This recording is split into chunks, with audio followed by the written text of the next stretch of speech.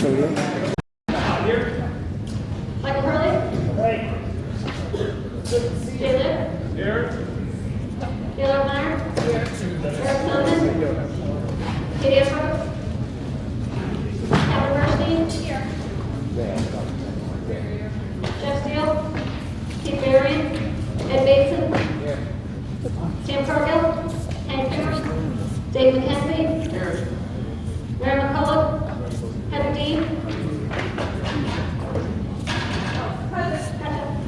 Joe DiMartino. Bill Gerber. Joe Plummer. Cindy Waldron. Josh Garstow. Laura O'Brien. Andrew Semmel. Bruce May. Carol Way. Julie Gottlieb. Alan Marks. Joe Siebert. Jay Wolf. Liz Esmond. Jen Hopper. Kevin Hopkins. Eric Newman. Phil Pierce. Al Schwartz. Kathy Frog. Alex Durrell. Jason Lee. Tom McCarthy. Jeff Milrano. Pamela Iacono. Ellen Jacob. Lauren McCardle. Carol Punchrelli. Chris Timnia. Brian Cafarelli. Brian Farnan. Ray Newberger. Bill Perugini. Bruce Ryan. Please rise for the Pledge of Allegiance.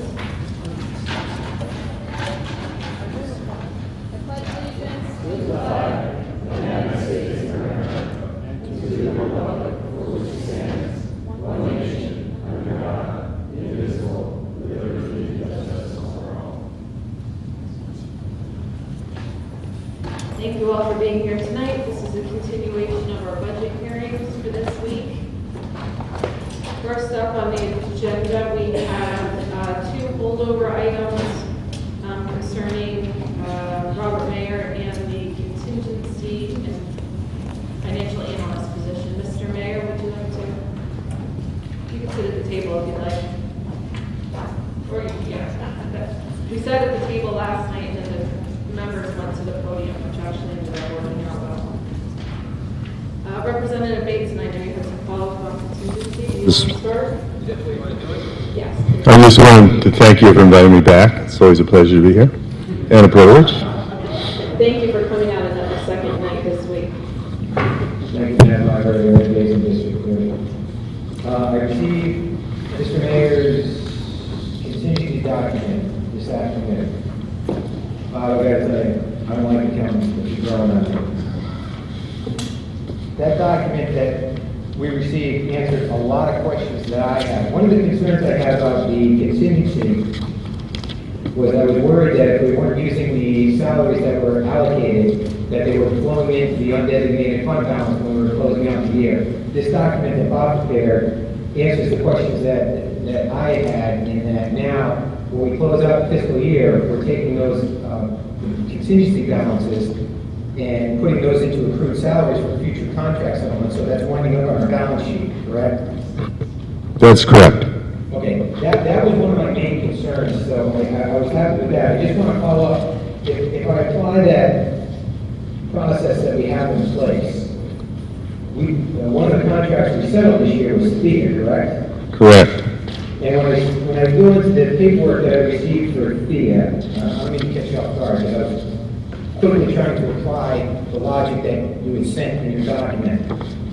I would have expected to see we had two pieces. I want to catch you off guard. That's what I'm looking at. We had two pieces for the THEA settlement that were spread over 2 years retro. One was for 2014 and one was for 2013, correct? I don't have it in front of me, Bob. Yes. I would have expected to see one piece of that go into contingency and another piece be taken out of accrued salaries, correct? Under the process that you have there. It looks like I'm seeing the full 245 being taken out of contingency this year. You see what I'm saying? No. It looks like we have two numbers here. The 108. Oh, well, that's the 245 you're talking about. Right. So Yeah. I see 245 coming out of contingency, but I would, under the. Well, plan that- this is not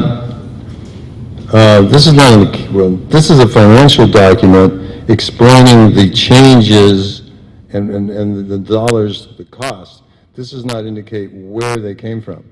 Okay, So this is, but where you have identified the accrued salary and the contingency, that would be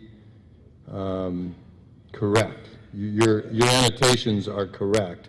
This document wasn't meant to identify the accounting flow of the numbers. okay, that's what I'm interested in. Yeah. My concern over the past couple of years has been, the past 3 years, we've had this contingency amount is I'm not gonna say exponential, but the rate of growth. But now I understand that considering the way you laid out the contracts that are outstanding, so I can understand why that number is escalating now, because, you know, we have year 1, 2, and 3 being rolled into this third year. That accounts for the growth that you explained in the document. Right. One thing I'd ask, if your department can put together, what I'd like to see is where the accrued salaries are on the balance sheet and how you're tracking those. So in other words, I think, I can't, off the top of my head, I can't remember what it is, whether it's fiscal year 13, 14, 15, that I would be looking for, that I would imagine we have. We would have an accrual for June 30, 14 for the contracts that ended June 30, 13. Correct. The accrual is 1 year after the contract expiration date. Now, I know you call it accrued salary, basically, I'm calling, I view that as a reserve account.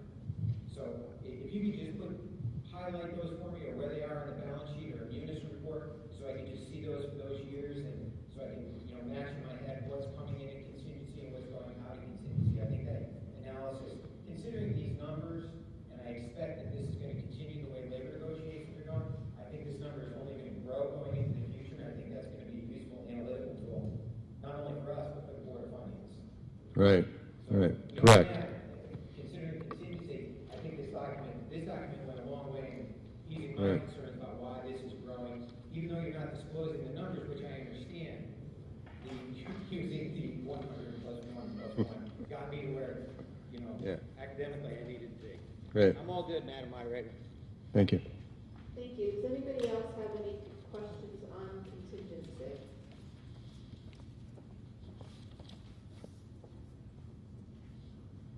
Seeing none, the next item we had follow-up on was the financial analyst position. Does anybody have follow-up on that? Representative Bateson? It's my groupie. You want me to go with my questions first?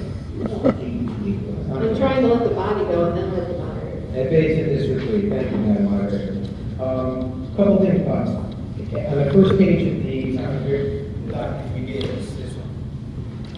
I didn't understand functions unmet, functions added. Is that, what, how, does this mean the department didn't need these functions, or a person did?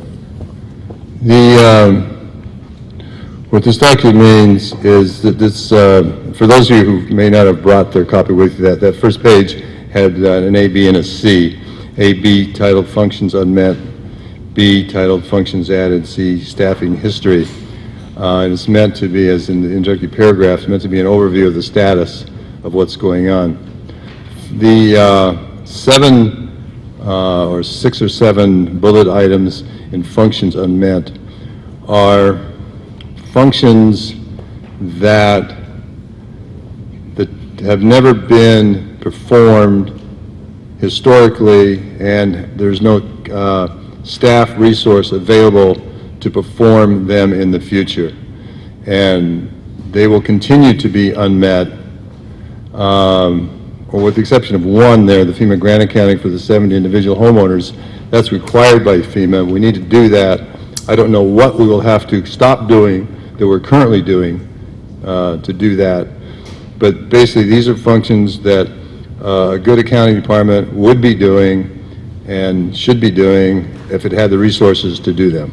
The functions added is meant to give an indication of the change, if you will, in the functional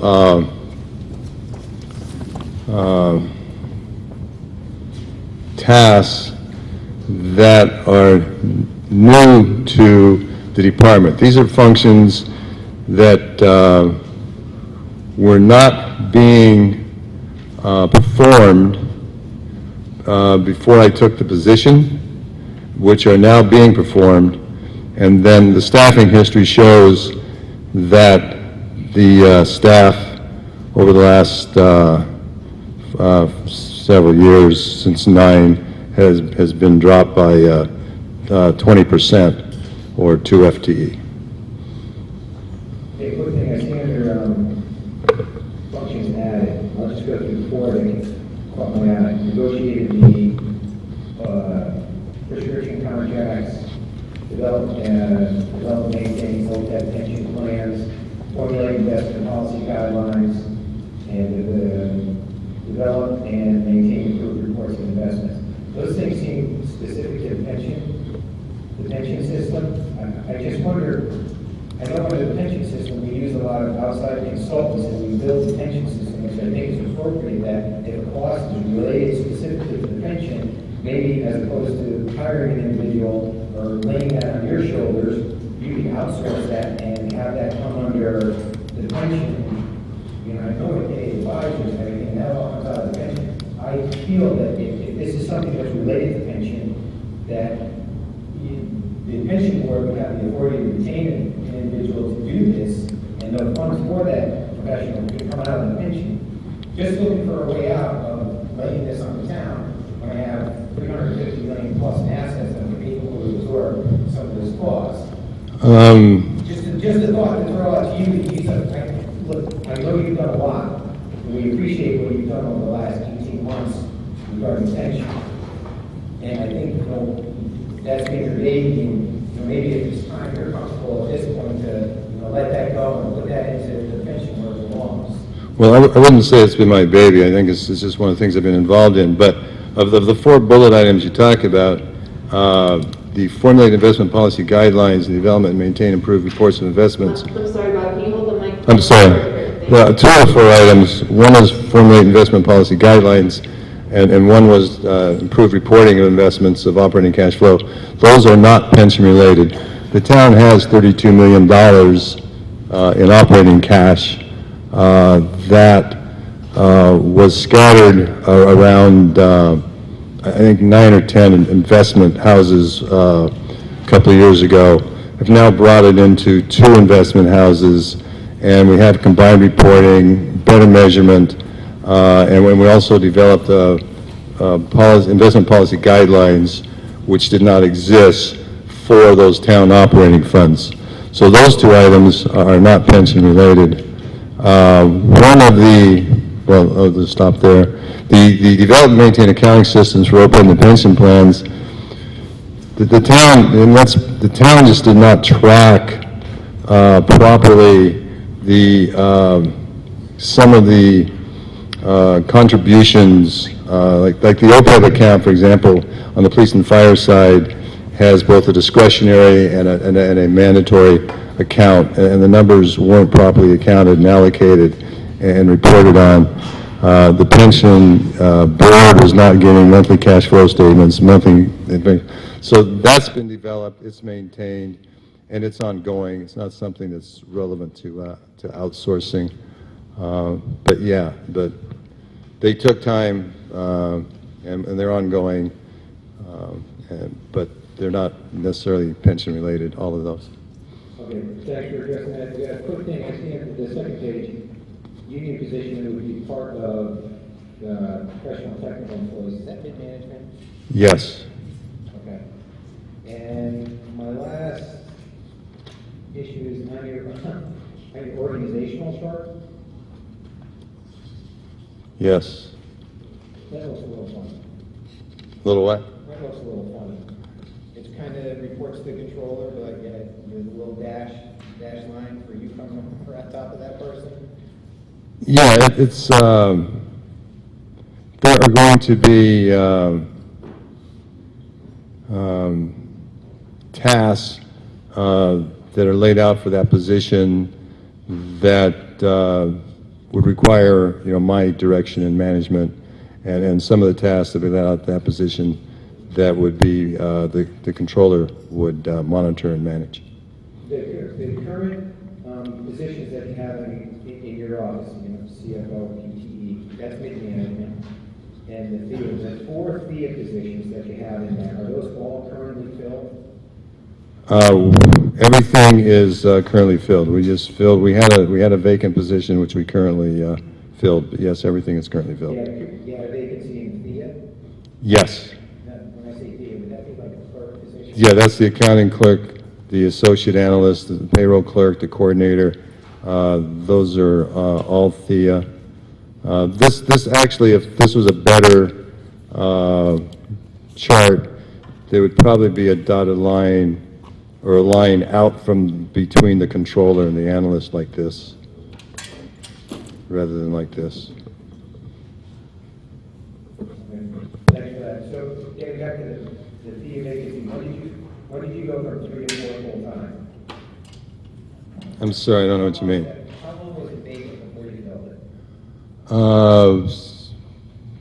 It was the accounts payroll clerk, and we added a part-time person. I'm not sure, when did Miss Wickman leave? October, November. October, November, we filled it. No, October, November is when it became vacant. So it was vacant for 60 days. Yeah, 3 months or something, yeah. Okay, good. That's all I have on that moderation. Does anybody else have anything on the analyst position? Representative Palmer.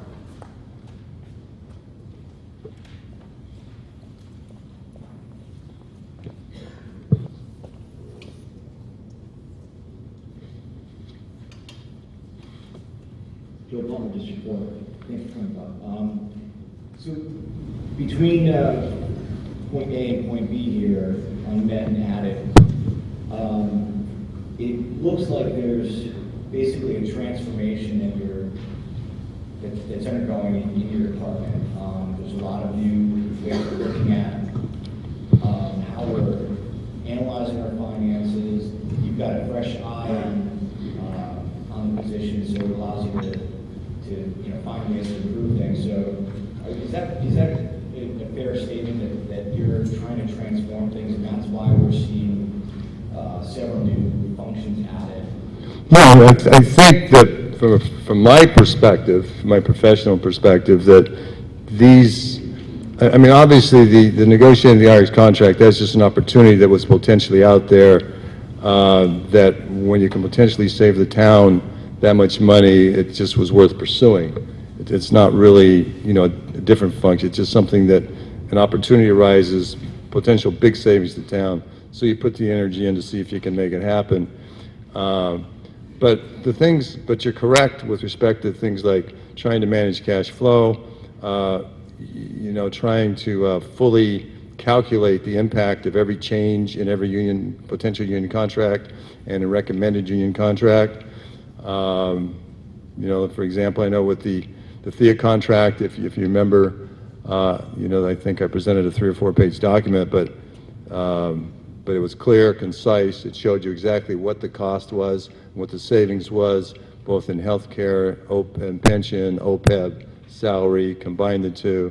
So to deliver that kind of information and to properly manage your investments, and obviously the capital, non-reoccurring capital planning document, that's a big help in trying to manage the debt service. And as I think we mentioned here on Monday night, one of the things we're trying to do there is manage that so it's not so volatile, so we don't have the plus $1 million, minus $1 million. So these are all just, I think, doing what should be done from my perspective, having investment policy guidelines. This is, these are what should be done. And then you have the grant accounting, the capital asset project. Like, for example, recently the Osborne Hill walkway was a big issue, if you remember. If we had someone in the finance department in capital, monitoring the capital assets, because that's basically building committees, that type of thing, at the end when we got in and we started looking, we found out there was some redundancy in the way things were booked in the building committees, and there was an extra $200,000 that we didn't know about. So now that's covered. That would have been identified much earlier, or maybe wouldn't have happened if we had someone monitoring it and tracking that. Yeah, so it's a combination of, I I think, Just lending my experience to the office. right, perfect, and that's great. And I think that's the best way to look at it. I think if I'm understanding it correctly, it's not just hey, the workload's too much, we just need an extra body here. It's actually taking on some new functions. And I think the best way to, maybe to appeal to many of us here is, are there any savings that you think are, will this role help find future savings and maybe even pay for itself in a way? Well, there's the one thing that the town has never done is actually perform cash flow projections on basically on the money that comes in from the taxes and goes out. And at today's low interest rates, it's really not that big a deal. But as interest rates creep up, there's a big difference if you invest something in a money market fund versus 6 months. And we're talking, having an average cash balance of about $20 million. And so if you can better manage that money, and if you can get a half a point on $20 million or half a point on half of $20 million, you're talking $50,000, right there. Okay, great, thank you. Anybody else in the analyst position?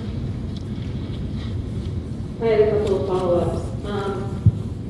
I too agree with, first of all, let me say, I think you work a tremendous amount, Mr. Mayor. I know you're in the office late hours. I know you put in tons and tons of time on many things related to the town for all of us, and I truly appreciate it.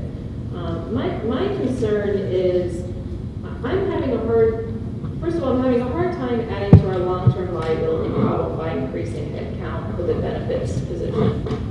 I'm also having a hard time understanding what the constraints are because of the union contracts, as why some of these duties cannot be allocated to the resources that we already have.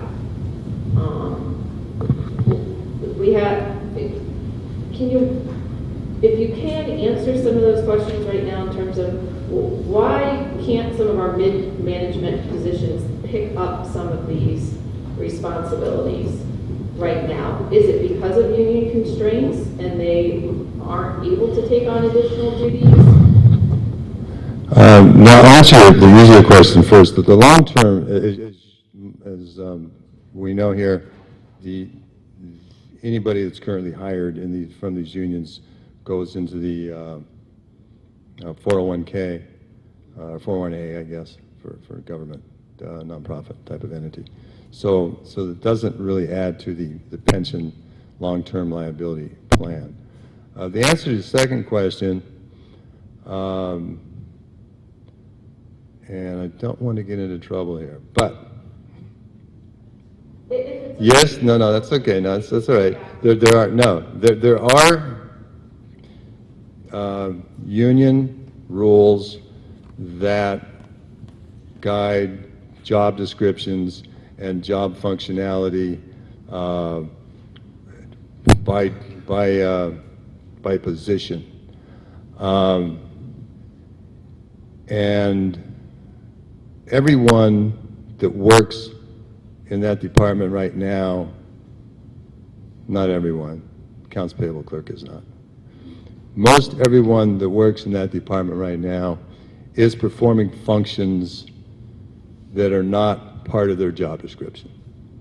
And everyone that's working in that department right now is working at optimal capacity. There is no downtime. I have had, in some incidences, because of the union contracts, I'm working there and I'm watching people, and I look at the time reports. I see people putting in extra hours, which is not what they're supposed to do. It violates union contract, and I'll have to tell them to stop work, get out of the office. I mean, these people are putting their all in. It's a very well functioning department right now.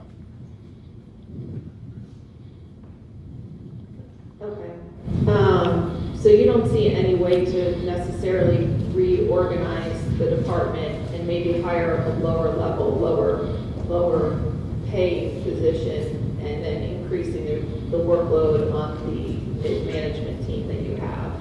No, because we're talking about, I mean, the functions of this position, well, we got 1 and 2 primarily because the auditors have said we should be doing this. And then that's grant accounting and managing grant accounting. Now, that's basically, there's 2 reasons, or maybe even 3 reasons to manage grant accounting. One is the town currently does not have a grant policy. Sometimes grants go to the town bodies for approval, sometimes they don't. The town has never had a grant policy. People, apply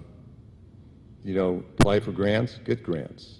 Sometimes, so one of the things that the grant accounting would do would be prepare on major grants a grant impact report. Because sometimes you can get a grant, and it's a great grant today, but it costs you money tomorrow.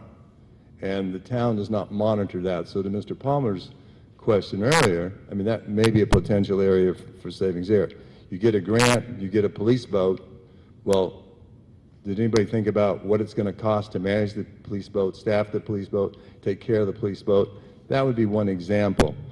The second example would be to make sure that the grant applications are properly and correctly filled out.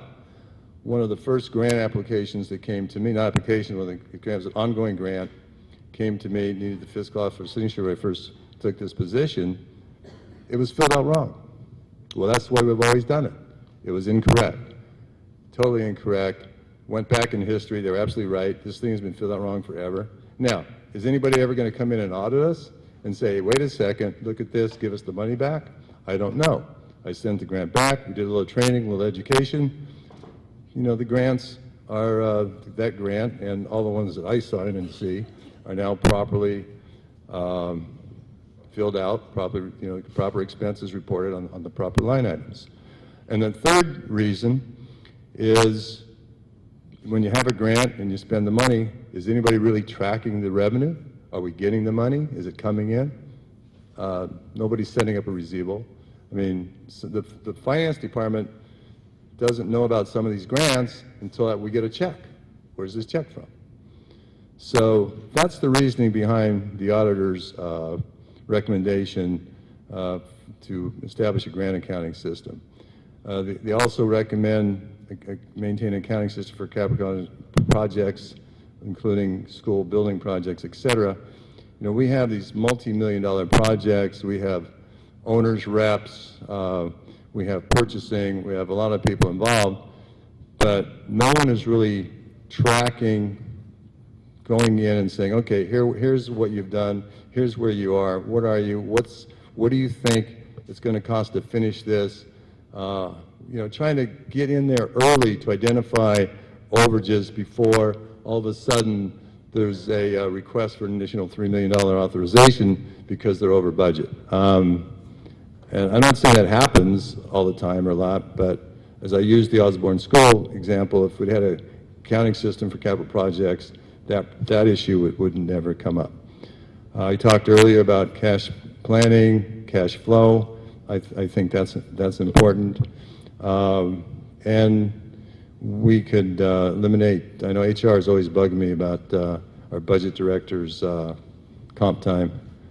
We could obtain some relief there. Plus, it would also fit into a, what do you call it, planning?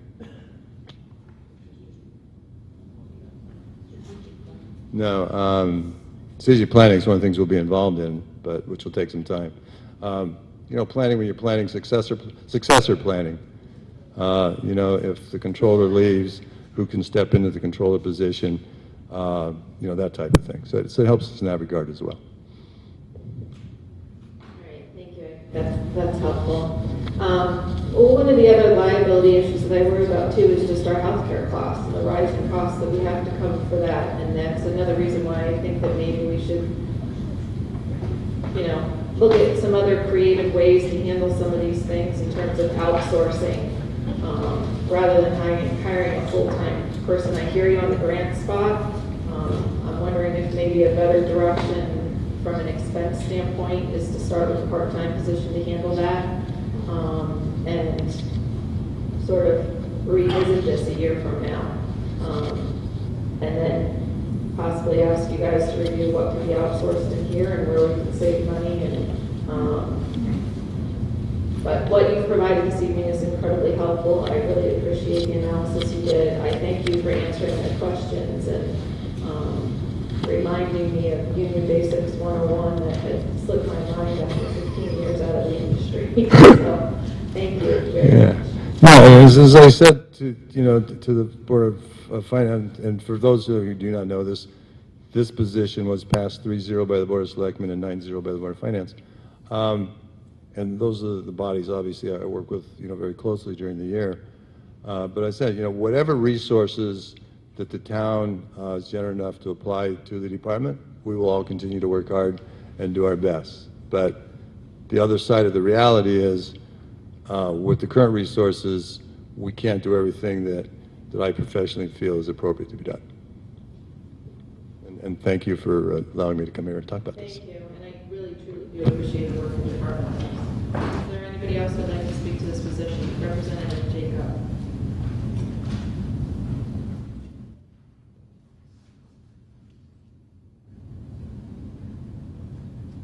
Hi again, Ellen Jacob, District 9. I want to say this reads like a wish list to me because I waited 4 years really to see that this is now being thought of and hopefully will be implemented.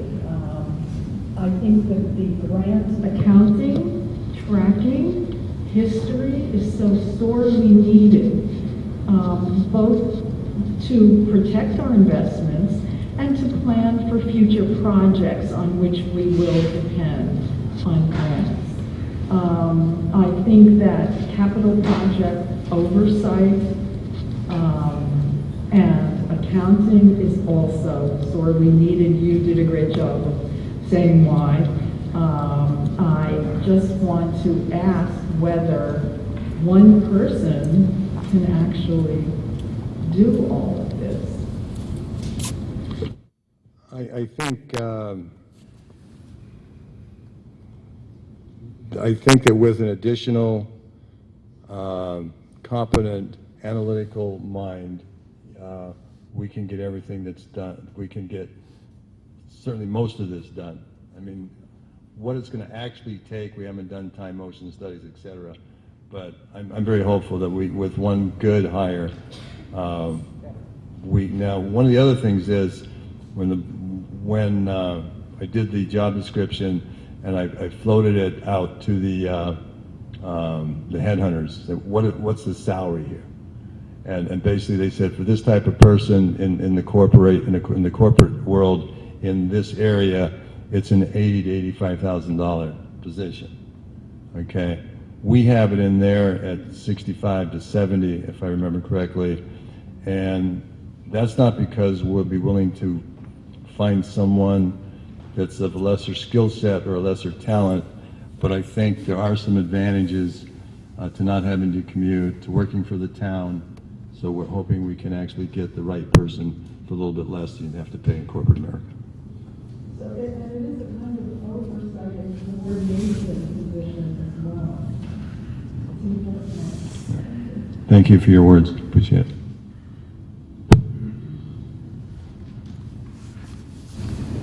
Anybody else on this particular position? Mr. Mayor, thank you very much for coming back. Thank you.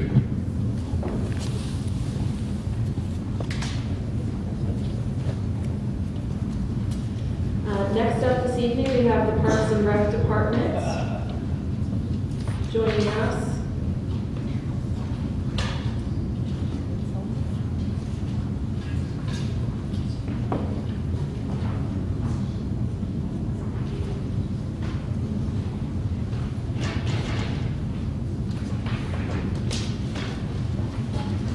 Thank you all for being here. If you wouldn't mind just introducing yourselves this evening. And we had questions that we will try very hard that Mr. Lombardo's away on vacation and has left you all in charge. We did our best to get what we could to you. Hopefully you'll be able to address some of those questions this evening. If there's anything you want to add, feel free. But we mainly had questions about fees, stuff around Parks and Rec and the waterfront infrastructure. So I'll let y'all learn issues.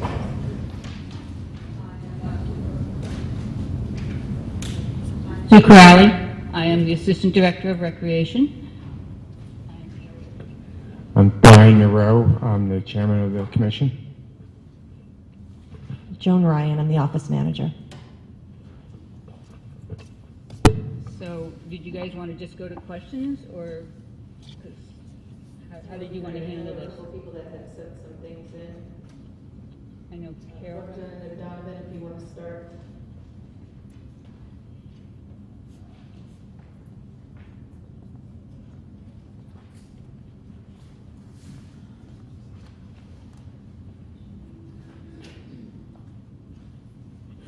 John Donovan, District 1.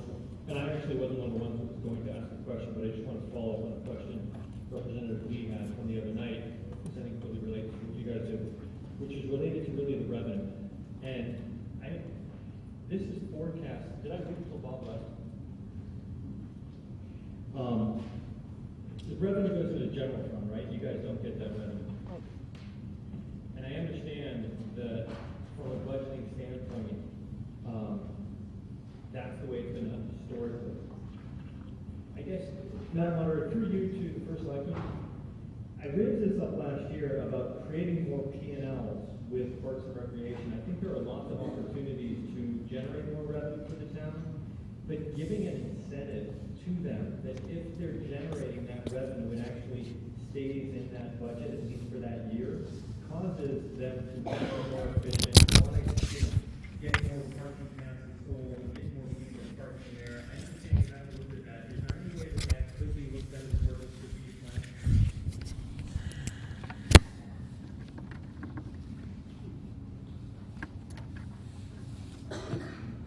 Yes.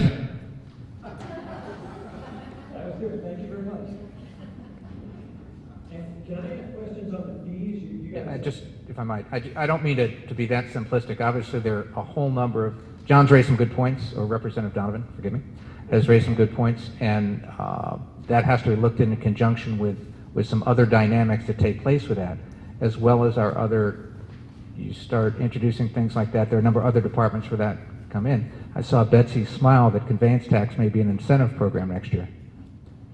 So that, so we've got to be careful where we do that, but I think that, looking at that within the framework of the strategic plan, I think raises the question at the right time.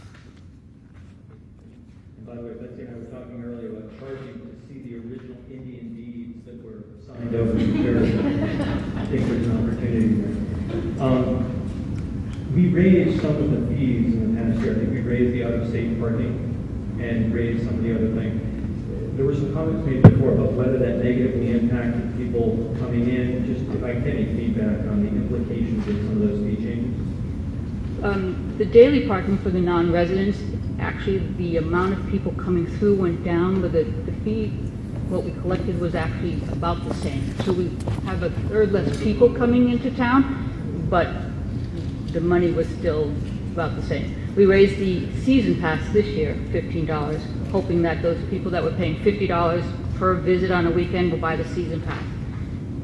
And do you think that reduction in visitors was driven by the fee, so it's too early to tell, or, not sure? We feel it's partially the fee and also because Penfield was down again. Yeah, so driven along by the services. I know with West Portland, I go there to visit friends. I actually park at the train station and ride my bike because I refuse to pay that extra fee, so I can see how it could impact that. Mm-hmm. But it just seems that there's other opportunities with that. And are you looking at the off-season boat? Any of the other fees, have you done comparisons to look at how we are versus other areas and what other opportunities there are to raise those fees? We will be looking at the marina and the boat fees this year. We had the new marina manager come in, so we wanted to give him a year to... If you could please just talk straight into the microphone, thank you. We have the new marina manager, so we wanted to give him a year to to feel out the system, and he will be providing us with some comparisons that the Rec Commission will look at for the 16 year. And we have proposals for Penfield rentals and locker fees to go up. It's going to be presented by Mr. Lombardo at the April meeting for next year. Thank you very much. Representative Meyer. If anybody has questions for Park and Rec, just feel free to line up with the microphone. I'm officially recognizing you right now, so just get to know you.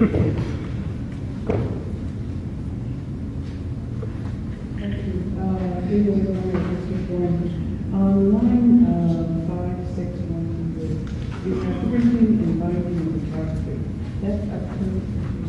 Could you comment on that? Is this for the recreation budget? Yes. Then that is, it is the ink we need to print the beach stickers has gone up, and we use quite a bit of ink to print 30,000 stickers every year. You actually do the printing in-house? We do. Have you considered maybe subcontracting that for electric people? The actual, you come in and we actually put your license plate on it the minute you're in the office. That could be something we could contract out. Subcontract out? Okay, and the tax bill, also. Just looking to try to get it out. Thanks.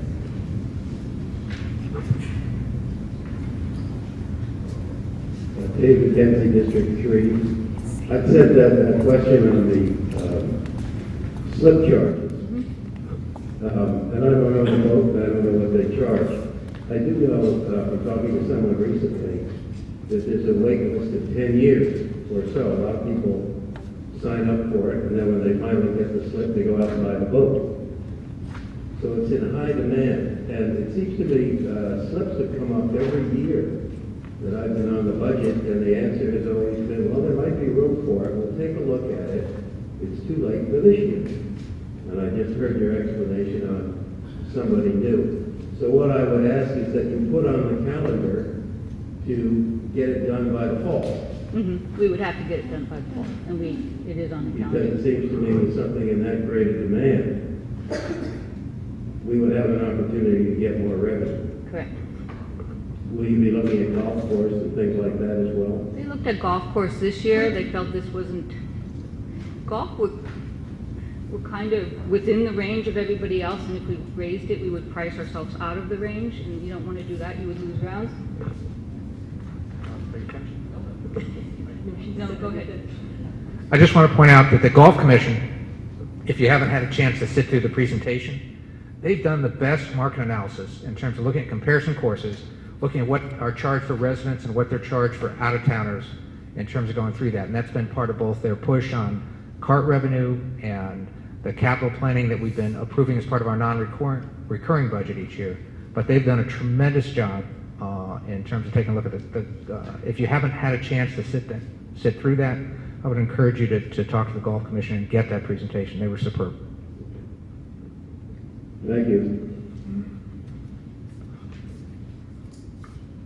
Representative Webb. Carol White, District 5. I had a question about the newly built teen center and the tennis complex. I was at the opening of it, and someone who was there that evening said that they thought that it was just such a great place and what a terrific place to rent for a bar mitzvah or something along that line, because when you have so many young people who are at an event, all of the equipment that is there, when they attempt to rent a place, they have to bring in equipment too and things of that sort. But this individual said to me, but I've been told that they will not allow liquor to be sold. Is that the case? Yes, it is. Okay. And is it because it is primarily a teen center? That Yes. there will not be any liquor on the site? Yes. Okay, so that answers that question. The other thing that I was curious about is, I know from having rented pavilions in the past and things of that sort, there was always a lottery system. Are we still working with that same type of lottery system? For Penfield, yes. Okay. And does that apply also for this new center? It has not been needed to go to lottery yet. Okay. And the other thing that I was curious about is how has the attendance been with the teams there?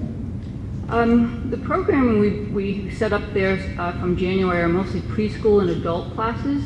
We do have some teen functions once a month that have been pretty well attended considering we just got off the ground there. Mm-hmm. The birthday parties, weekends are when we are looking for rentals for parties and stuff, and that hasn't really moved yet, but we're going to start publicizing it more now that we have felt the place out and know what to do. Winter birthdays are being celebrated in the summer. That's probably not, I'm joking, but of course, I mean, with the weather, the way that it's been. Yes. We didn't have much of a track record. Thank you. Thank you.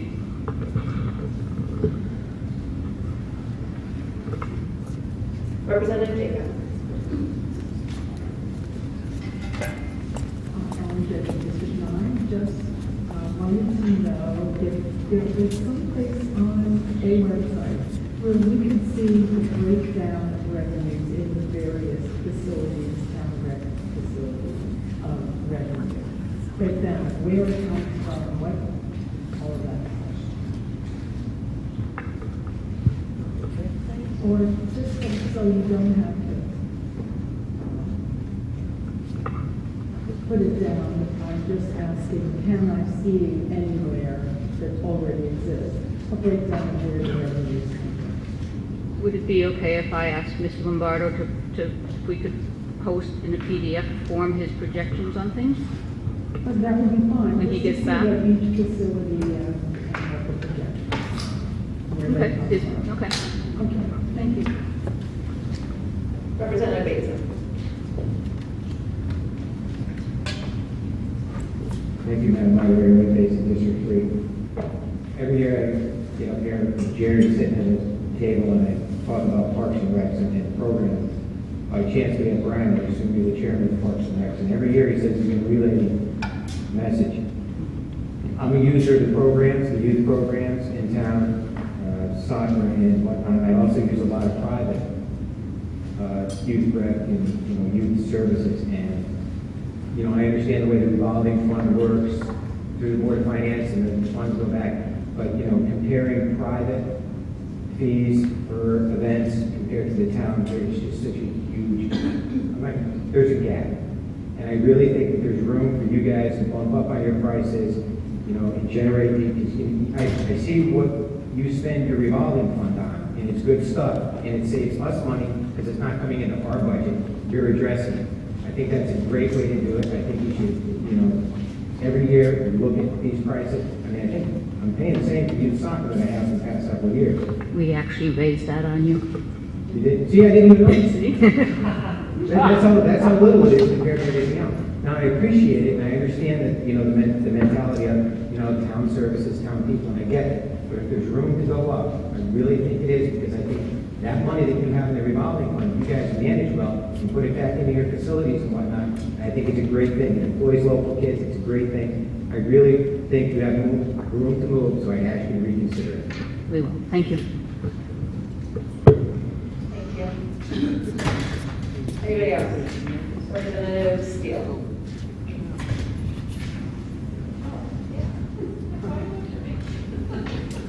Hi, I wanted to raise a concern, do it briefly. In terms of the boat slip process, and I'm not going to go into detail on a few things that have happened over the last past weeks, and I know a number of cases were resolved in a recent commission hearing, but I guess I would like to publicly ask or state the issue of the boat slip process in terms of the deadline of February 15th. I know there are a number of cases where returning boat owners submitted forms late or had one form late. I was one of them who had an issue which was resolved, and I think all of them were resolved, more so en masse than individually. But the only thing that has concerned me a little bit, again, I'm not going to get into detail, is that this is a service that we taxpayers pay to have access to the marina, to have access to the boats, and it's something we pay for. And the process to get a slip and renew a slip has sometimes been so onerous, where one person is missing one form, if they have a boat, they've paid, they have a registration form, they're told, no, you're done. They've already waited 5 to 10 years to get a boat slip, and they're turned away. And I think it's borderline ridiculous if it's happening. I'm just going to raise this. I know it's not necessarily a budget issue, but it's something I wish that the commission could look into next year. I know last year the feeling was, let's really make sure that everyone gets their stuff in time next year. That was this year. People didn't, and it created another problem. Maybe the problem is just the process, and I'm just suggesting it's a way that you can work out a process such that there's a little more flexibility for those who clearly have a boat, clearly want to renew, but maybe a form is stuck in a boat, or they can't get access to it, or the renewal's in April, so they haven't had the form. It's really a hard and fast deadline that has put some people, and I don't mean just 2 or 3, but dozens, against the time limit, and they themselves may lose a slip. And I think it's unfortunate because the full intention is to renew. And as long as they can prove they have a boat, they live in town, they have the money, and they've signed their application, is there a little bit of flexibility at the other forms? Because it has created a number of problems that I've weighed in on with constituents, and I would just ask you to think about a more streamlined or better process for the very citizens who pay tax dollars to have access to a boat. And I'll just ask if you have any feedback on that. We are addressing that specifically later on this year, trying to determine whether or not all of the items that we had listed on the application and our rules are absolutely necessary to deliver with the application. That will be considered.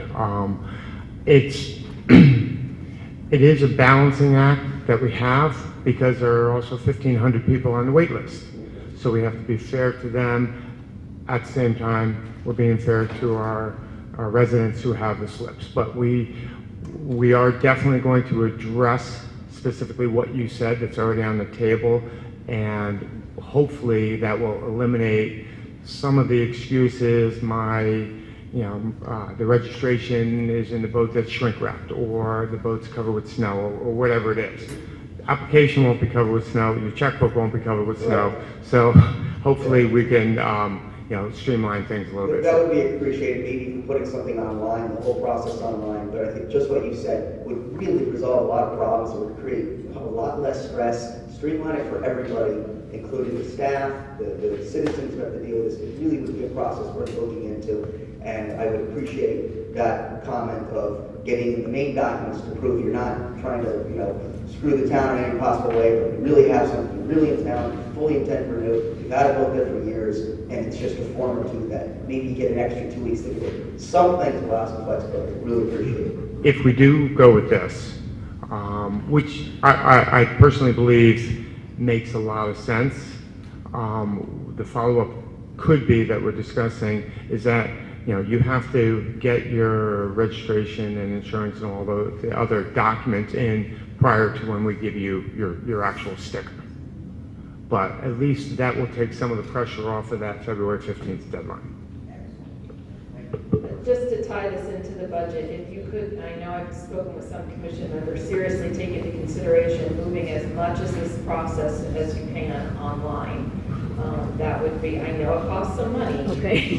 I know it does. Yeah. But I just look at the systems that you have online, and you've been a great model for the rest of the town as to being able to go on and register for a beach sticker, a youth program, soccer, what have you. I would love for you to really take into consideration doing that, moving some of that online, and passing to the point of, we all think there's a little bit of wiggle room here for increased costs, pass the fee on to the user. That is a major issue because online it's all credit card, and thus far we haven't been passing on the use of the credit card to the consumer, to the town residents. Now we're talking budget, and that's the kind of stuff we need you guys to get on top of, pass it on to the user. Representative Ambrose. Good evening. Peter Ambrose, District 2. You noted that you just recently hired a new waterfront director. Was that to replace a former? And I don't know where his compensation was being. What is this compensation?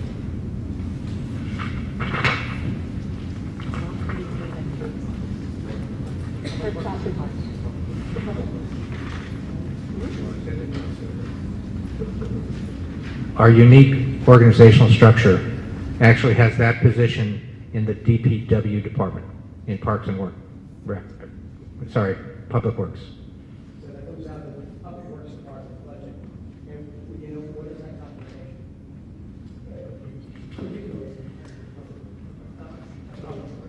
But I can't find out. Anybody else on the Parks and Recreation? Waterfront Marina? Thank you all very much for being here this evening. Really appreciate it.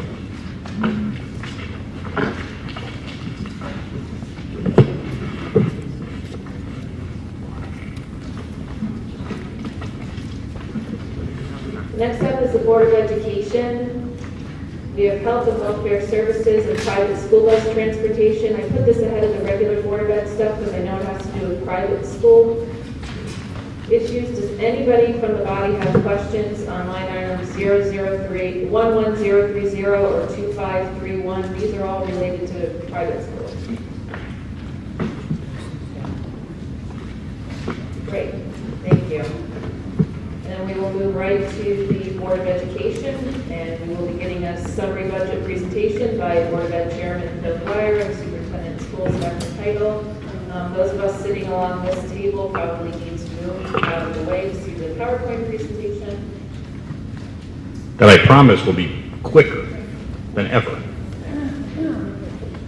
I am going to step away.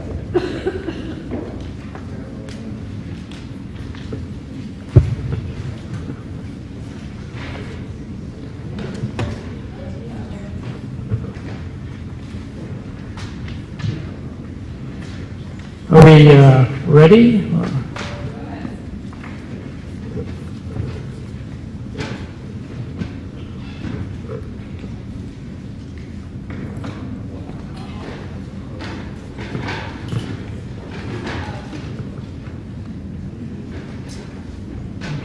Okay. Normally Dr. Title and I have traded off on this PowerPoint presentation, but to speed things up, let me just make a couple of quick comments, and then he'll run through the whole PowerPoint presentation, and then we'll happily take any questions that you have. Every year, the Board of Ed asks Dr. Title to look at the needs of the students and bring forth a responsible budget that maintains and improves the quality of the school system that our residents have come to expect and that our system has been recognized for. I think this budget meets both of those. It's a responsible budget, and I think it will maintain and improve the quality of the school system. So we look forward to your review, just as we're staunch advocates for students. You are diligent advocates in pouring through the budget. We don't object to your questions, and we look forward to giving you our answers. Dr. Title. All right, thank you. So I promised Pam I would do this really quickly, so some of the material, if it's holdover material or updated from last year, I may just go quickly. You've got a copy of it there. So let me just go quick through this. You know, we're very proud of our school system. The budget that you give us is very generous and allows us to offer the great program and opportunities for our kids. And we really believe that the quality school system is very important in making Fairfield an attractive place. We have been working tirelessly to improve the school system in a number of areas for the past 5 or more years. We're continuing that with a long-range improvement plan that we just finished the first draft of. We gave it to the moderator. I think she's going to distribute it to everybody so you can see it. So I won't spend a ton of time on that. And just as these items come up, we can give you some idea of the improvements that we've made to the system over the past 5 years, but that's the only time I've been here. There were plenty of improvements made to the system before I came, because I can't speak to those. I wasn't here. So lots of working curriculum, lots of success in more kids taking and doing well in AP courses. I've got some data to show you on that. And for many of you who've been in this town a long time, we have finally, we think, solved the riddle of the high school schedule. which some people know has been a long time coming, and we're doing it, I think, in a very cost-effective way.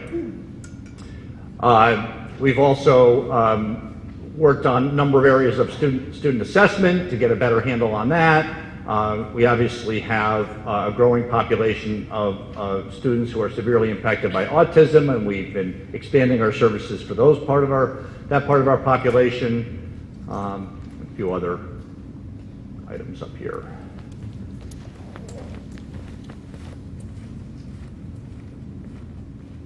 And I think in general, one of the big pushes we've been trying to make has been to try to not just improve the quality of the school system, but provide consistent delivery of this common system across the district. That's what makes us a system.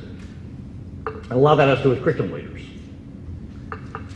We have been working on school improvement plans. We're also creating and using a lot more data than ever before, analyzing student performance and adjusting instructional practices, and working with individual teachers to align their goals and their work with the work of the school improvement plan and ultimately the work of the school district. I'm going to go as fast as this thing will let me go.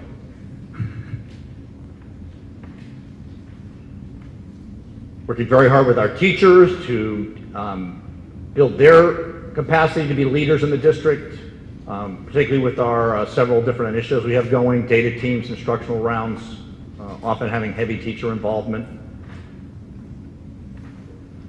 Moving on, resources. You know, we get a lot of resources, we want to use them effectively. You know, we have made, and you just approved a nice bond to improve safety and security. That's been an ongoing process, really highlighted ever since Sandy Hook, but that has consumed a lot of time, a lot of administrative work, a lot of coordination with the police department. It's been a good partnership, but it sort of became a whole new world in schools after December of 2012. We only have one new sort of score pattern to show you because the state's changing over from CMT to SBAC. We continue a trend of more kids taking more advanced placement courses than ever, and scores continuing to rise on them. That's the bottom line. As a result, for the second year in a row, the College Board, who's the sponsor of the test, has placed Fairfield Public Schools on the honor roll, and that slide is coming up in a second. There it goes. Onward. Come on. Okay, some historical data on our staffing, enrollment, and budget. Keep moving.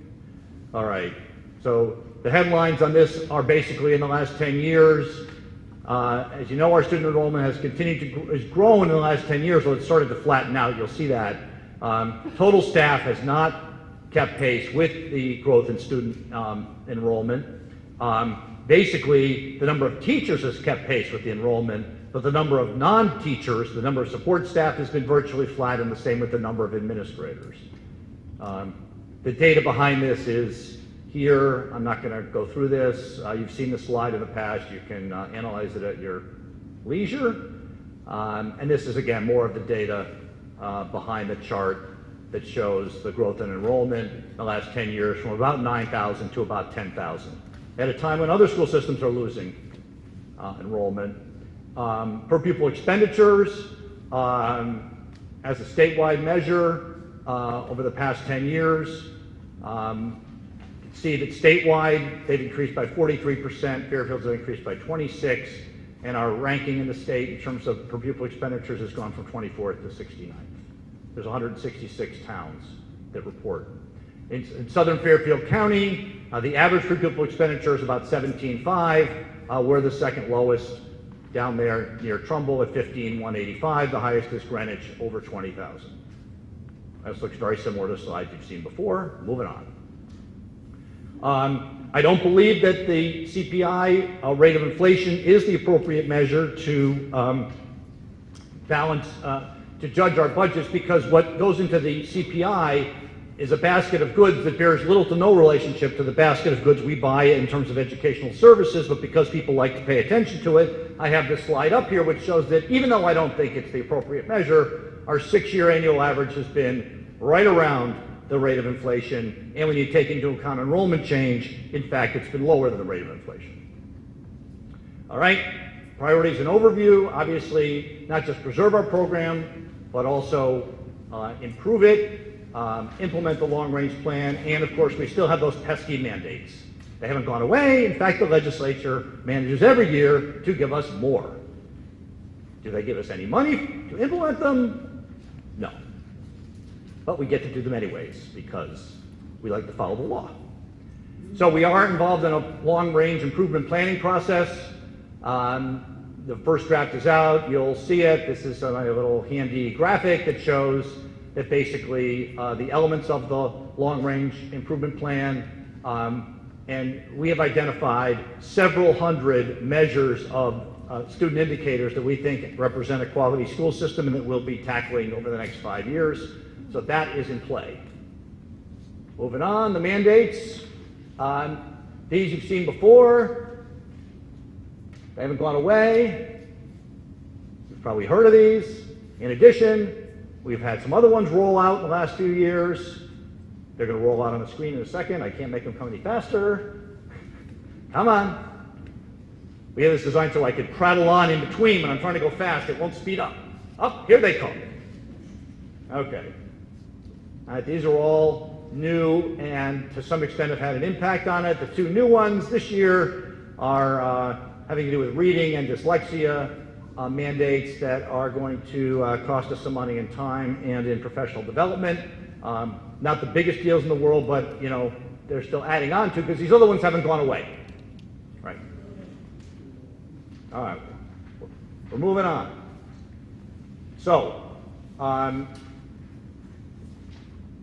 key elements of this budget. One was to make sure we fully funded the board's health insurance obligation per the town guidelines. It's been a constant discussion point, and this year we had a good, healthy discussion between the First Selectman's Office, the Board of Finance, about what's the standard to budget for the health insurance obligation. We followed that. It's a lot of money, but it's what we need to cover our obligations. And you can see the rest of it up there. The area at the top is where the Board of Finance and the Board of Selectmen added to our budget because our experience deteriorated between the time the board approved the budget and the time it got to them. And so basically they kept us whole because that was the deal. So we thank them for that. We are going to see some continuing upgrades in the system. As part of our regular curriculum review process, we're proposing to reinstate and improve the world language program starting in grade 6. We've got some textbooks to buy, and we've got a curriculum revision going in social studies. All of these involve time and some expenses. On the support services side, of course, you've got the high school schedule.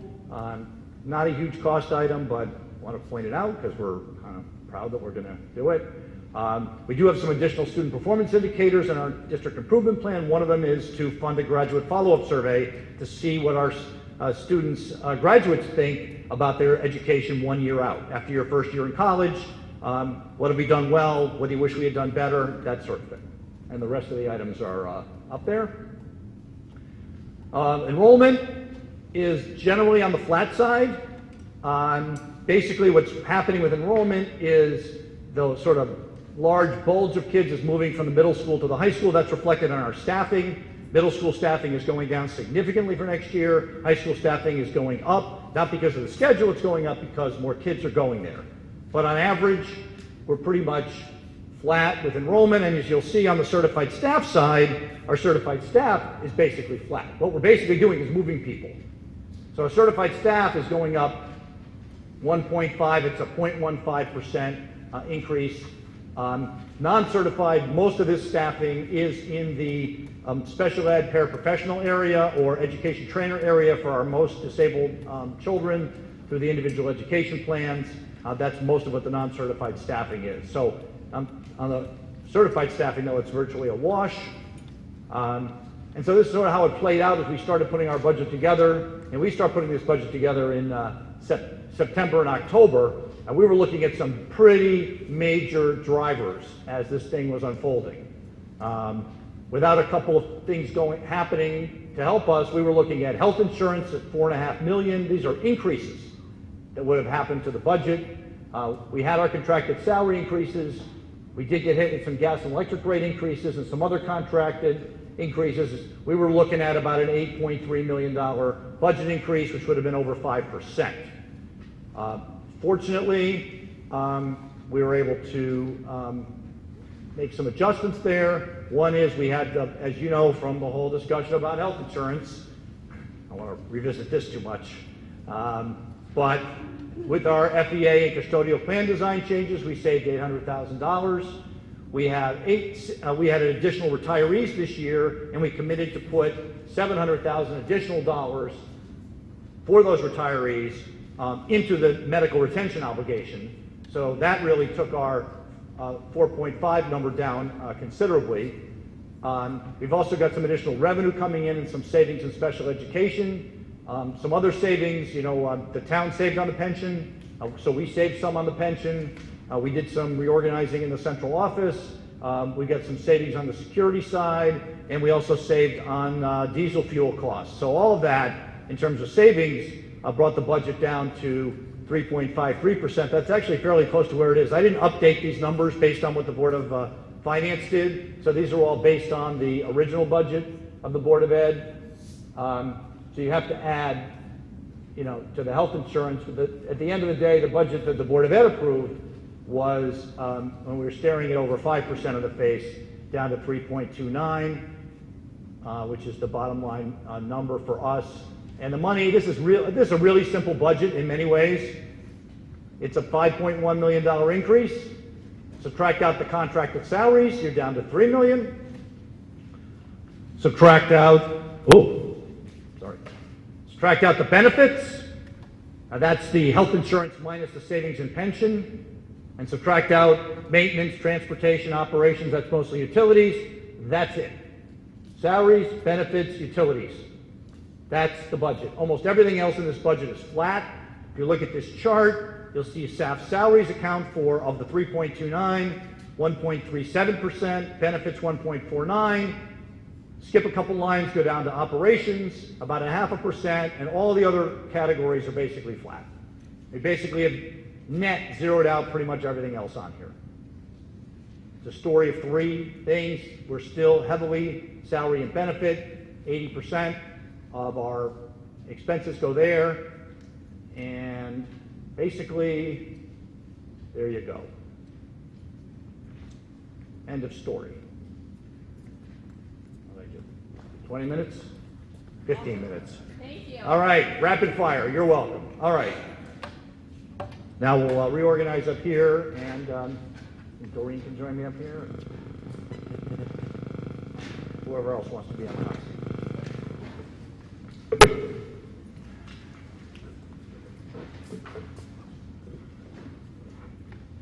Thank you to Nancy. Thank you so much for being here. Thank you for walking us through that quickly. I know it's a lot of information to absorb at once. And in the interest of time, I did ask Dr. Title if you could try and speed it up, and I did send a copy of the PowerPoint presentation to you all this afternoon so that you can prep for it. So we might as well just jump right into it. Do we have any representatives who have questions on the Board of Education budget? Representative Donovan, Representative Meyer, Representative McKenzie. McKenzie. Oh, Glenn, I'm sorry.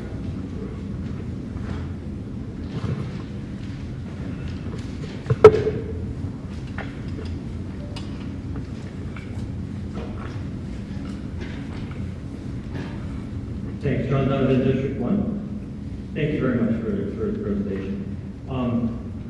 In going through and doing some research beforehand, I noticed that this budget growth was the highest in 7 years when you look at it versus some of the past years. I also noticed that looking at PPE, you're comparing kind of how we're going down in PPE, and wanted to get your thoughts on the Fairfield taxpayer white paper, which I think you've seen, because you referenced that we've moved from 24 to 69. You referenced that the state PPE increased by 43% versus Fairfield's 26%. And it was interesting in that analysis that of the 45 or 46 schools that passed us the PPE, they had an average decline of 15% in the number of students. So your denominator went down significantly. if you look at the average number of students in the state of Connecticut, related to things like people leaving the state, the total number of students is down 6% in the state of Connecticut. So during this time, Fairfield number of students was up about 17%. And if you look at the numbers from the state, because it doesn't tie in perfectly here as your reference to the Board of Finance, our spending is up about 47%. So as you start to go into it, what you see is that total Fairfield education spending is about 50% above state average. And 40 of the 40, and we spend more money, the growth rate total budget was above 40 of the 46 schools that passed us.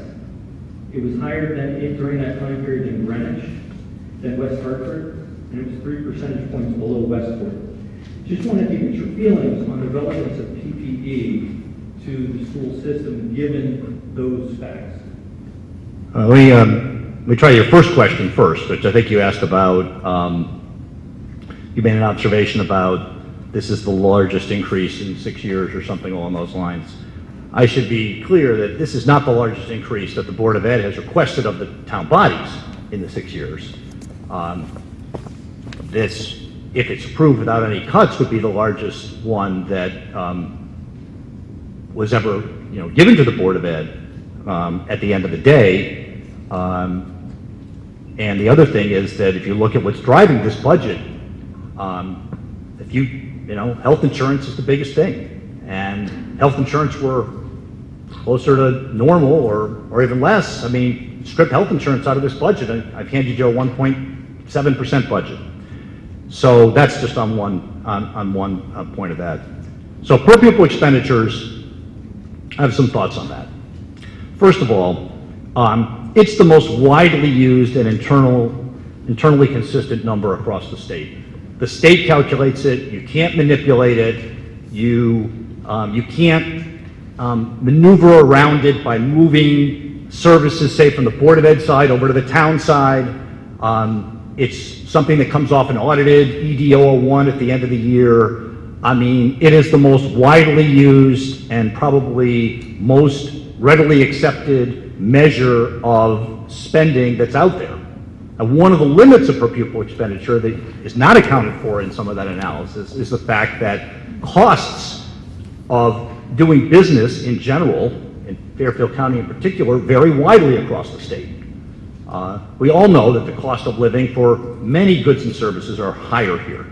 And most specifically, the biggest thing, of course, that goes into our budget is the cost of labor and the cost of health insurance.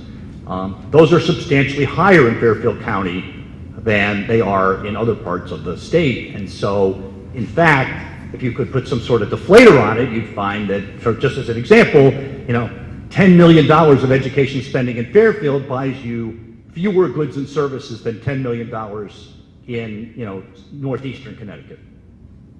Secondly, clearly, and because sometimes people have said, well, you haven't taken advantage of your economies of scale. You're big, so your PPE is, of course, it's going to be less. Well, what this proves is that we have taken advantage of our economies of scale. We have not grown our staff at the same rate as the increase in enrollment. Some school districts, when they do have large numbers of students leaving, have actually been able to close schools. It doesn't happen a lot, but there are times when a sizable drop, and there's been districts that have been closing schools. Maybe not in southern Fairfield County, but there are times when districts can take advantage of it. The other point that was made in that paper that I see as a complete red herring is this reference to the minimum budget requirement. The minimum budget requirement essentially means that unless you've got a big drop in enrollment, this town has to give the board the same dollars it gave the board the prior year.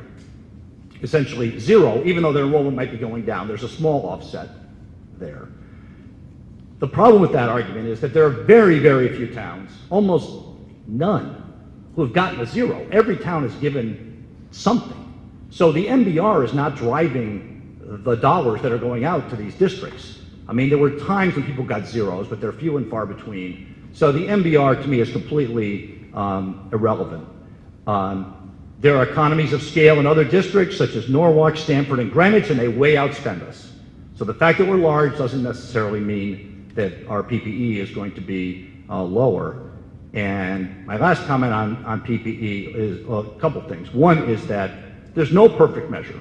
No matter what measure you pick, there's always going to be limitations to it. I don't think there's any question about that.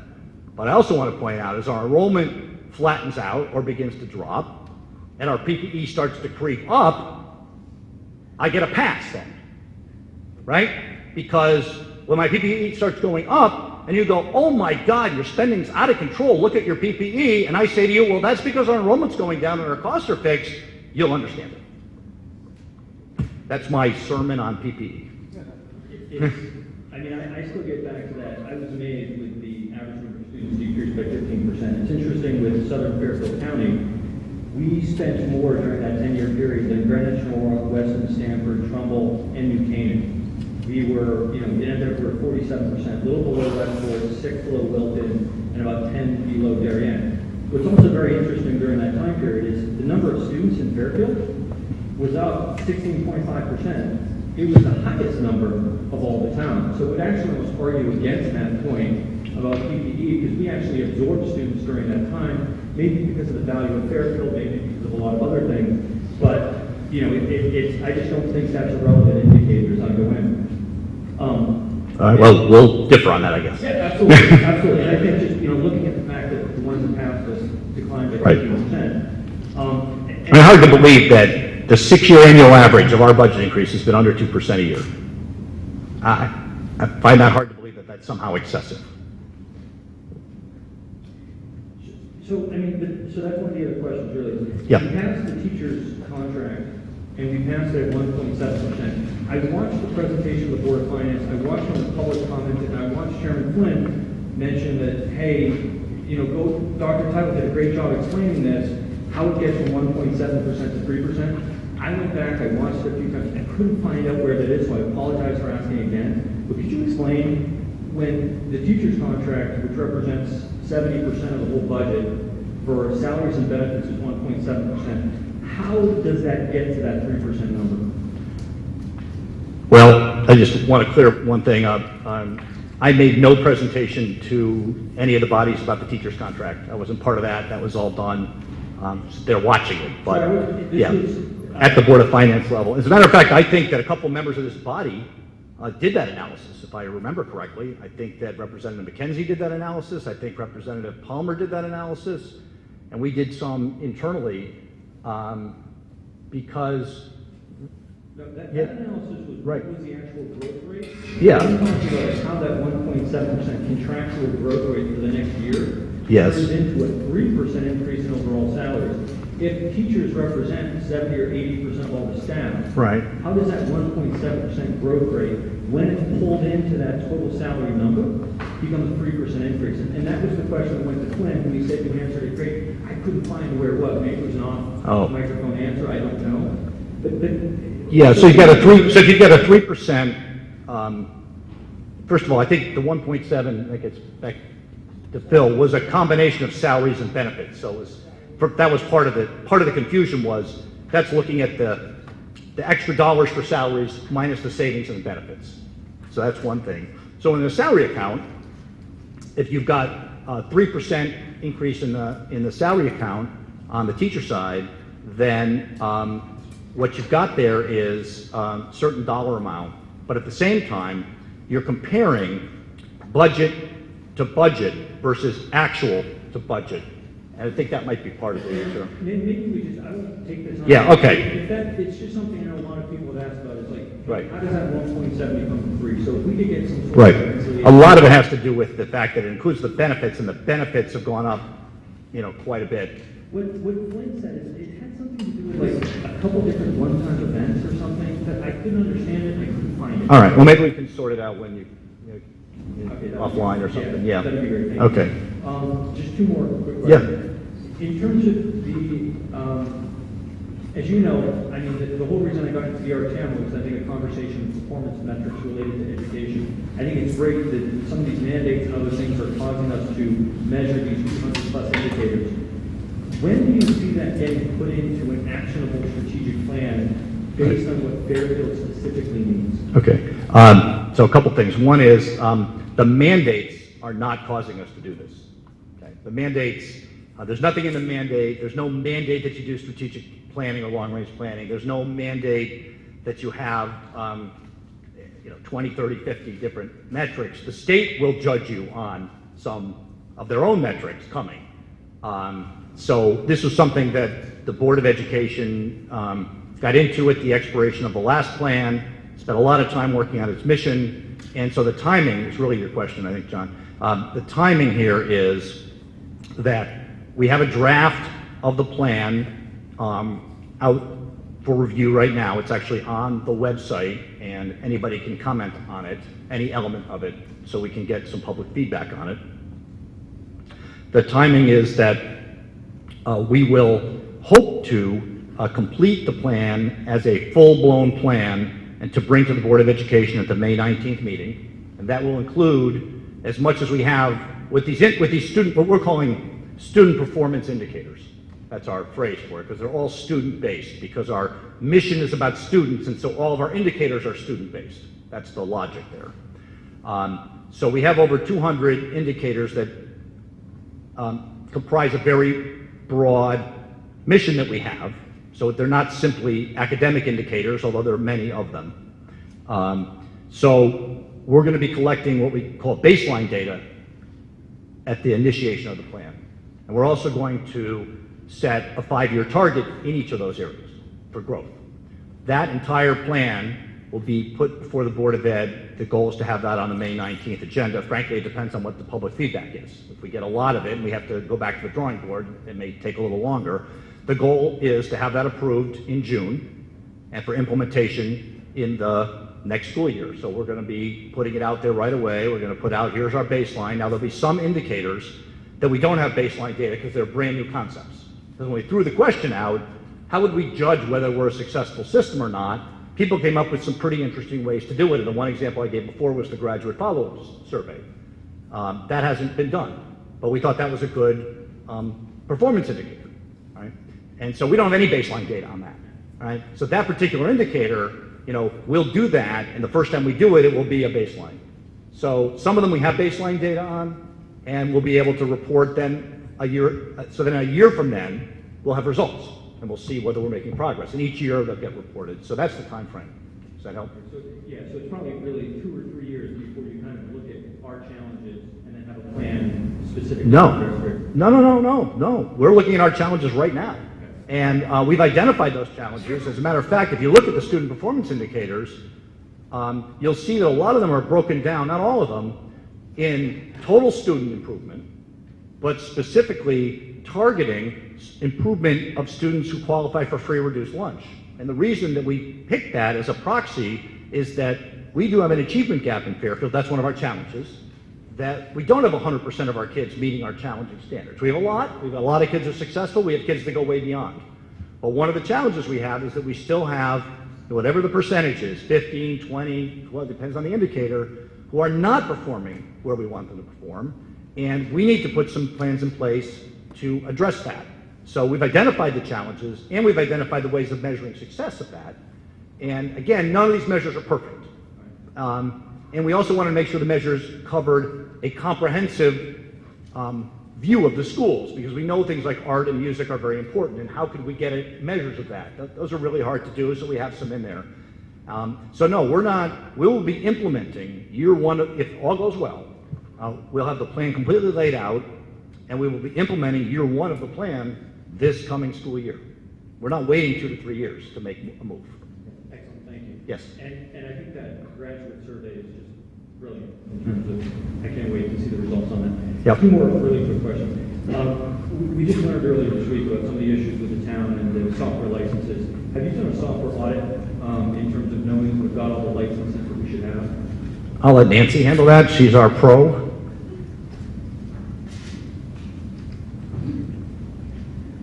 Nancy Burns is our manager of information technology, for those of you new to the game. Hi. We have a couple of spreadsheets that we use that allow us to monitor our license usage.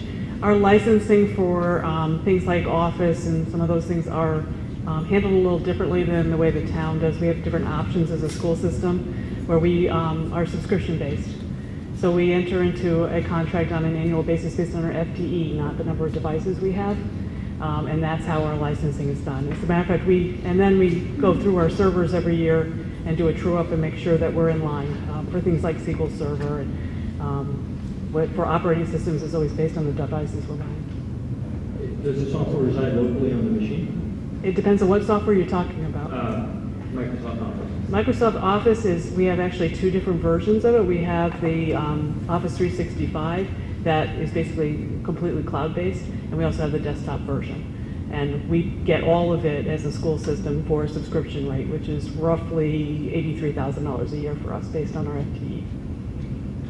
And how many FTE do you know? I think the last time we did it was somewhere around 1,475, give or take. And this one, and Phil, I apologize, I mean this with all peace and love, but how many versions of Excel do you have? Right now we use Excel 2010, except for those that are using the 365 version, that's 2013. We plan to launch and re-image everything to 2013 this summer. So that'd be all? Uh-huh. And the subscription allows us to use whichever version we want to use. All right, thank you very much. You're welcome. And I'll take it with all peace. Just one last comment. I know that there are a couple bad words. I like to say bad words. Redistricting and house system. And I know as you come through with all the plan, I think those are two areas that can really be looked at. I think I saw at a board meeting the redistricting, you set up a committee to look at it.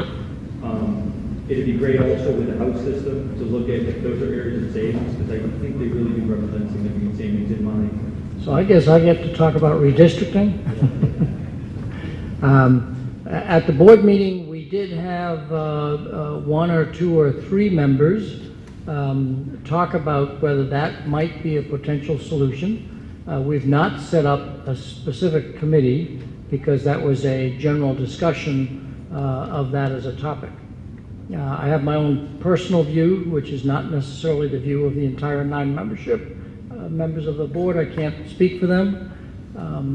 I've seen other districts that think of redistricting as, well, we just have to move 50 kids from this district to that district, and so we'll do it this year, and then 2 or 3 years later, we've got to move the line again. And that is not a sustainable model that parents or even students should have to deal with. And so if we were to deal with redistricting, it is a complicated question that would require us, I think, to bring in a consultant and look at that in all of its ramifications in a serious manner. So while it had some discussion at the table, it did not lead to a formal proposal.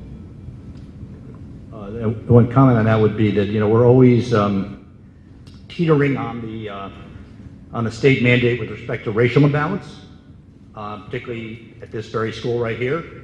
And we've been able to avoid really harsh ways of making that work to stay in compliance through our preschool program. We've stayed below the line, but I am sure that if the town opens up the question of redistricting and does not address the racial imbalance through redistricting, then the state will be very unhappy with us. So if you want to put the redistricting question on the table, you may think that only applies to a certain part of town, let's say.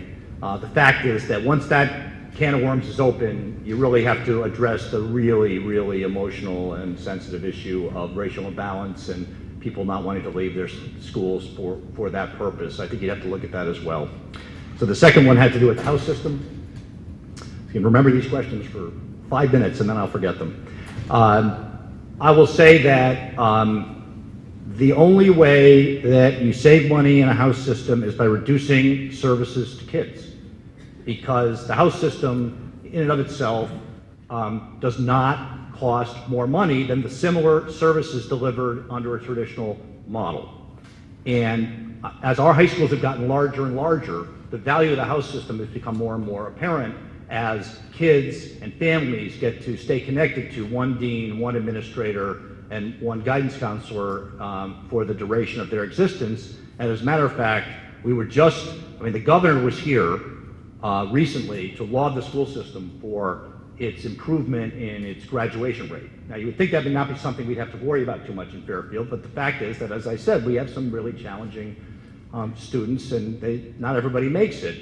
And he came to Fairfield Ward High School particularly because Fairfield Ward had leveraged the house system to really reaching out to and working with families in a way that other schools around the state had not done, and caused the graduation rate to go up significantly because the state noticed it and sent the governor and commissioner down here to make a big to-do about it. So I think that's just a micro example of the value.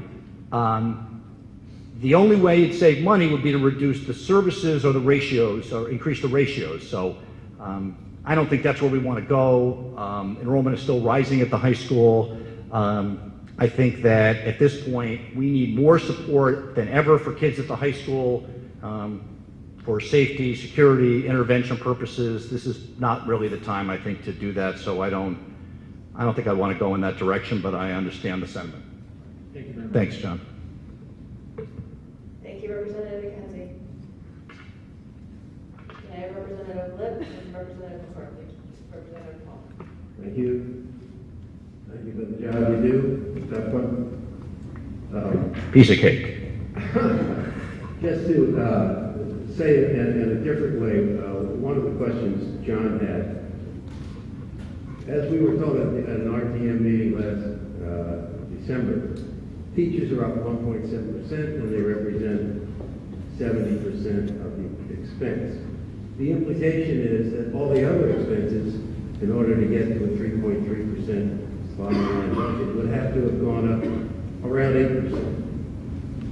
And where that happens is not completely clear. So I'm not asking you to address that now, but to see if you can provide some insight to that. Well, I give you one insight into it, is when you take a $30 million health insurance expense and you budget to 9% trend, that's $2.7 million, right? So there's $2.7 million right there. That's a big piece of it. I mean, the biggest driver in our budget is the health insurance, and the biggest driver is the trend and the experience. And so that's a huge part of it. You also have... 7% included the health for the teachers. It included for 1 year a reduction over the increase that would have occurred. Remember, I put that number up of $4.5 million. We were looking at an even bigger number had we not saved. So the $800,000 savings was not $800,000 year-over-year savings, okay? That's $800,000 savings over what it would have been had there been no change in the contract, all right? So you're looking at a 9% trend.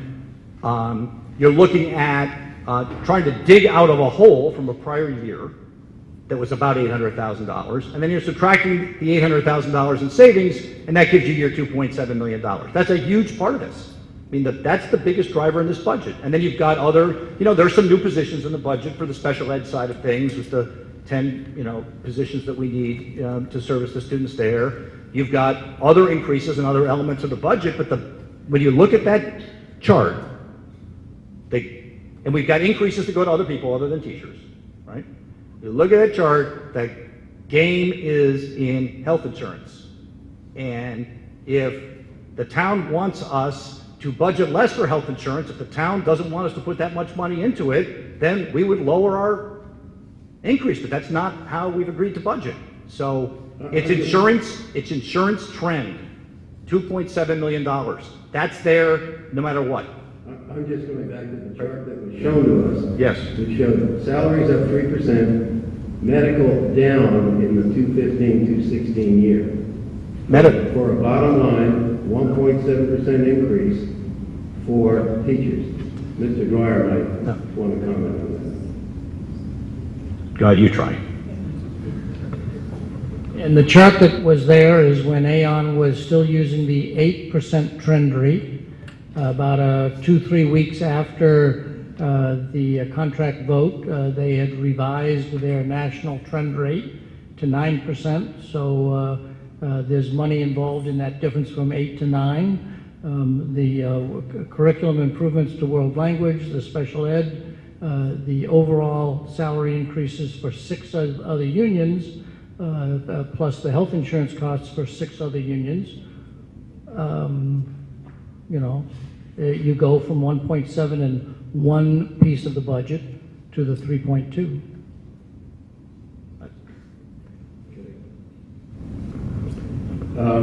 One of the charts shows the last 5 years, students were flat, non-certified are going up. I wasn't clear why that was happening. The non-certified, Page 13. the non-certified has just recently gone up for a long time. That number had gone down. That's largely an increase in paraprofessional and trainers for special education population. We've actually been reducing. We've not added any custodians to the budget, for example, even though we've added considerable square footage to our buildings. We haven't added any custodians. We've actually, over the past 5 years, actually subtracted in the secretarial unit, especially in the central office. And we've, so it's largely been in the paraprofessional ranks, and really that's dictated by individual education plans and by continuing our services for our most involved students. As we expand, we started our autism program at the elementary level, and as those students move up through the ranks, we need to populate programs at the middle school, which we've done, and one high school this current year and the other high school next year. And those are very labor-intensive programs, and they require paraprofessionals who have additional training to deal with these students who are deeply impacted by autism, and they're called education trainers, but they're non-certified as well. So the bulk of the increase has been in the paraprofessional ranks for special education.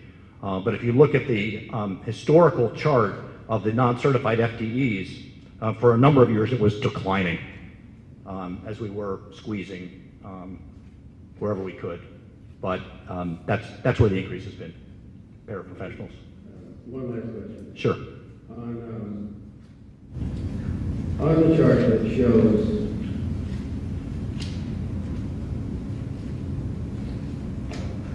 the drop in rank, and then the chart, second chart beyond that, which shows the page 15 and page 16 of PowerPoint presentation right here. At least the one that we got online. So slide 15 and 16? Slide 15 and 16. Okay. Right, okay, so the one on slide 13, I saw that where the paraprofessionals, you could see there, kind of. 15 is over the past Yes. 10 years per pupil. Yes, okay, yep. Got it. Fairfield dropped from 24 to 69. Yes. So that chart, and then the chart that follows per pupil expenditures compared to other towns. Right. As you stated earlier, these are complicated measurements and can tend to mislead people to think that our problem is we're not spending enough. Well, I've never said we're not spending enough. No, can lead people to say. Well, they can say whatever they want. And everybody in this room knows it because what we get is a tidal wave of emails saying we've got to spend more money to raise the real estate, and we're not spending what we need to have proper education. In fact, it seems to me these charts like these have to put things in better perspective, because the reason that we have dropped in rank is primarily because other schools have dropped in number of pupils, so they have moved up in rank. And if you compare our cost per student against towns like Greenwich, we're obviously going to come in lower. We're not as rich. That perspective doesn't get in there. My question is,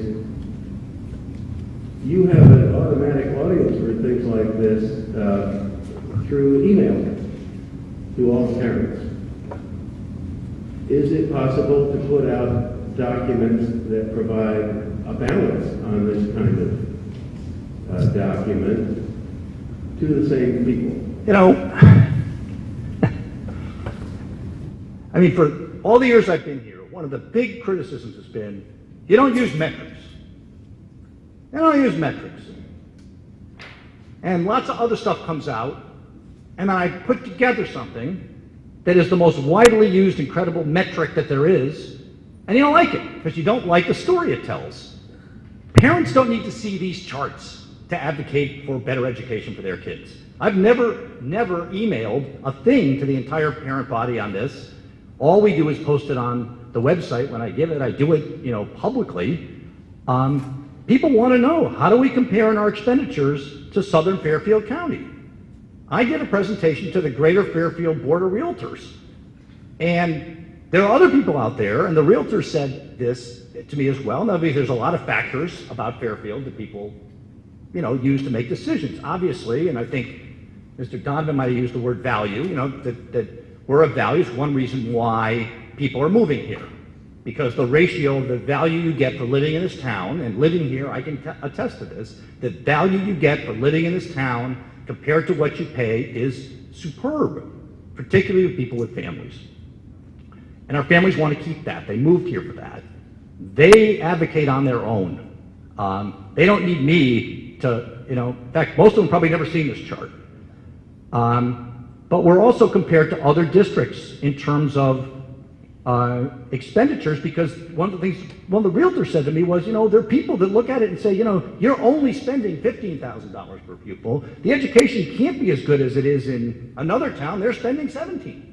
Because sometimes some people are led, maybe erroneously, to believe that if you spend more on something, you get something better. That if you pay for the Maserati, that's a better car than the Chevy Tahoe or whatever. It's a terrible analogy. But, there's certainly people that are out there that equate, what aren't you getting? What aren't kids getting in Fairfield that kids are getting, say, in Darien or somewhere else? And the answer is, we're giving them a comparable school system, but we are able to leverage our economy of scale.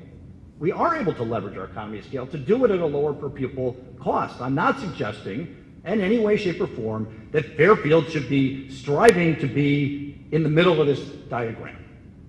There are reasons why we should and can be a little bit lower for the reasons that are mentioned, but parents deeply care about the quality of education here, and it really has nothing to do with my charts. But there are plenty of vehicles for other people to get their information out. I do not email parents with this. People have ways of circulating it. The internet is a great thing. But we do not use our parent email system or Infinite Campus system to disseminate anything other than simply, the RTM meeting is this date or whatever it is. We have PTAs who, separate from the schools, send out blasts, and that's a PTA decision about what they want to send out. And anybody who has information, you could send it to the PTA presidents and see if they want to blast it out to say, hey, there's another view of this. It's their choice. But the school system doesn't use the email system to send these things out, so there's not really a counterbalance to be made. That's my thinking on it right now, Dave. But, I look at everything that people put together, and I spend a lot of my time trying to figure out, sometimes people have a point. I mean, I will not say that every measure is perfect, but if it's not per pupil expenditures, what's better? Well, I have a chart that I did last year, I think I sent it to you, which showed that the amount of money spent per student doesn't correlate to performance. That some schools in the DRGP spend less and yet have better test marks. That's a balance and perspective that I think it's important to get out there. Right. And as I pointed out to you, there's also districts in DRGB that exist in parts of the state that have a significantly lower cost structure, number one. And number two, test scores are not the only measure of quality because they are highly dependent on socioeconomic status. And that's why when we developed our district improvement plan, we have 200 different measures of quality, because one thing that people hate is to think that the entire school system is going to be judged solely on test scores. But that being said, there's other factors at play. So for every chart you can come up with that tries to paint us as free-spending liberals, I can come up with one that shows that we're being economically, fiscally conservative, and that's the fun of this. I don't think you're a free-spending liberal. You work hard. All right, thank you. I appreciate the fun. Thank you. Okay. Representative Levy, I just want to remind the body, technically speaking, you have 10 minutes on an item per Robert's rules. I'm trying not to cut anybody off because I know this is 2/3 of the budget. So if you could kind of keep that in mind with your question, that would be fantastic. Thank you. Caleb, Right Deputy District 1. Thank you, Dr. Thomas. That was a great presentation. I agree that it's very conservative on the increasing perception of the salary and the benefits. My concern is the process. I know the timeline that you have in your budget, it shows that the salaries and benefits are all supposed to be done and submitted and estimated. I believe it said November 20th. Is that correct? It's, yeah, it's around that time, yes. That was before we had the budget vote, when Mr. Dwyer, and I have a copy of the minutes here, said that the percent increase will be 1.7%, and the benefit to salaries of employees is 80%, 75 to 80% of the budget.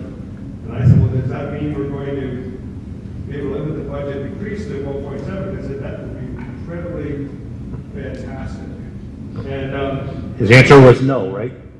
he said he wouldn't be able to make that statement. Right. But the difference between 7%, which was what he told us, after those numbers already went into your budget planning, confuses me. And I know we already brought this up, but when we make up a budget or when we approve a contract, we live with it for 3 years as all you do, but we use it based on information that you're providing us. And from 2 days or 4 days, the 20th to the 24th, the budget was 7%, supposedly, that's what you said, but in here it's almost 2.86 or whatever. And I'm just confused about how there could be such a big difference in a matter of 4 days. And 8 to 9% was a 1% increase of 30% of the budget should be about a 0.3% increase. So I know we want to get to that today, but could you address the body or something to the body to explain how we went from 1.7 to 2.86? The 9%, 8 to 9% increase in the cost of the benefits doesn't quite make sense. But I don't know if you can answer it right now. I think I've tried twice, and I guess I haven't succeeded. So I don't think I want to try again here. But I think that the biggest thing that's going on is health insurance, experience and trend, and we don't put the budget together. We don't assemble and come out with a budget until we have the contract, finalized. So it's not like we estimated what the contract would cost and then we went back and revised it. Okay, so we knew what the negotiated contract was. So when we did our first cut of the budget, we knew the teacher's salaries. So when it came out in public in January, which was when we, first bring the budget book out, we work on the budget for a long time in October and in November. And what happens in November is people will come in, all the, my version of department heads are principals and so forth. They'll come in with this is what we think we need for teaching staff for next year. We've got an increase in enrollment, this drill, right? We've got an increase in enrollment, we got more 10th graders, we're gonna need more bio teachers or whatever it is. So what we're trying to do in that November timeframe, and the reason that's in the budget timeline as a deadline, is we're going over FTE counts. We're not loading in salaries at that moment. We're looking at what the FTE count is, what are all the requests, how high are they, where can they be scaled back, and then I spend the better part of 2 weeks in really fun and exhilarating conversation with my folks, explaining patiently to them why, while all their requests are very reasonable in a perfect world, this is a world of unlimited needs and limited means, and please go back to the drawing board. And so we go back and forth on that. So we don't actually need to load the salaries in part of that until the contract was approved. Okay, so we're working on FTE counts and what we think that needs to be going forward, and that's why those deadlines are in the time frame. But we've taken a stab internally at the, if the teacher part of this is going up 1.7, how, what accounts for the rest of it? We'll take another stab at it and send it out through the moderator to everybody, and I hope it will illuminate things for you, but if it doesn't, But I also think that a couple of your own members did a pretty good job of showing that there's a lot of other costs involved in it, and that when we're talking about relative savings in health insurance, we're talking about savings over a large increase that pulls it back. That's all that is. Okay, so we'll try again. How's that? Yeah. Clarify what Mike said. Yeah. Requires from the minutes of November 24th said that the salaries and health benefits will account for 75 to 80% of the budget. And although the current process is not complete, the projected increase is 1.7%. It seems to me that we all voted on something based upon that information, and if it was known to be wrong, or we weren't as sure of it, so it was twice as much, it disconcerted with the whole process. It's, my mother taught me to count to 10 before I say something that I'll regret. So if you don't mind, I'll finish counting. The discussion that night was on the teacher's contract. All of my answers related to the teacher's contract. When Mr. Lipp asked me, am I talking about the whole budget, and do we give direction to the superintendent for what the whole budget should come in with, I definitively said no. Mr. McKenzie did the math. Others up this body did the math to show that the combined salary and health benefits for this coming year, just for the teachers, did increase 1.7%. That was not a commitment. I'm sorry if some board of RTM members thought that that was a commitment for the whole budget. I thought I was quite clear that it was not. It did not speak of the needs of special education students, that we had to add about 10, give or take, paraprofessionals for that. It didn't speak to the goal that we had to improve curriculum each year. This year it happens to be world language. It didn't speak to the difference between 8 and 9% health trend. It did not speak to the other 6 contracts for the other 650 employees. It didn't speak to any of those things, and that's how you get from that one particular point to 3.9. It didn't speak about utilities either. And we've tried to explain, I think you're the third person tonight to ask the same question. I don't know that we can go beyond what we've just tried to explain. Just to clarify, how many of the teacher's contract, what percentage of the total salaries, I can do the math here, but you may know it off the top of your head. So the total employees are the teachers that we should see a 1.7%, and then the rest should be 2.86 as well. Teachers are 75, round numbers, 75 million out of 100 million in terms of salaries, right? Okay. Representative McCarthy.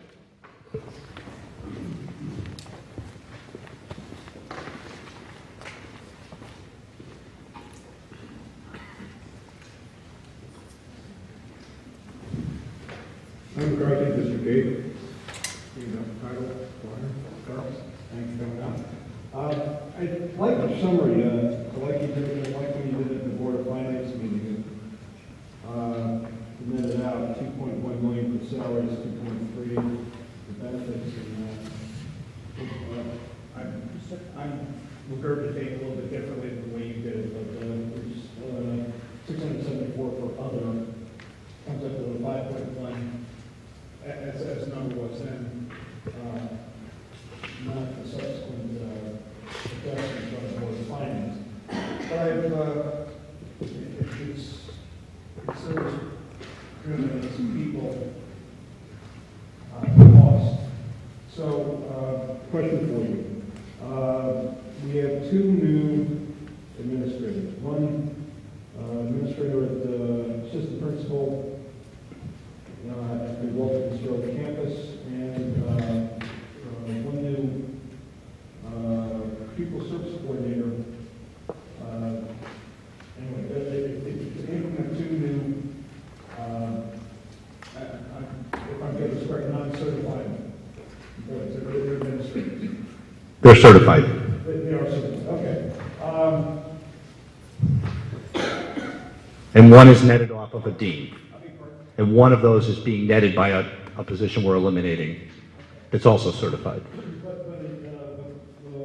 Bottom line, as I read it, is anything It's an increment of 1. Okay, then where's the offset? The offset is at the Walter Fitzgerald campus. Right now, we have no on-site supervision by the certified administrator. The on-site supervision, to the extent it can be done, is done by a dean, which is a teacher-level position. Okay. And so the proposal, and I'll have Andrea Leonardi come up and speak to both of these so she can warm up in the bullpen, what we are proposing to do at the Walter Fitzgerald campus, and these are some of our most intense and needy students that we also want to have graduate and do well, is to replace the dean, that 1.0 dean position, with an assistant principal level position at that campus. So that's the net cost of that, because the administrator makes more than a teacher, is about $40,000, but in terms of FTEs, it's a wash. Okay, and then the other one is an ad. Yes. So, the bottom line here, I see it goes from 38.8 FTE to 40.8. So That's an administrator count only. Right. So I'll see the offset on certified. Yes, you'll see the offset in the certified, in the teaching staff line.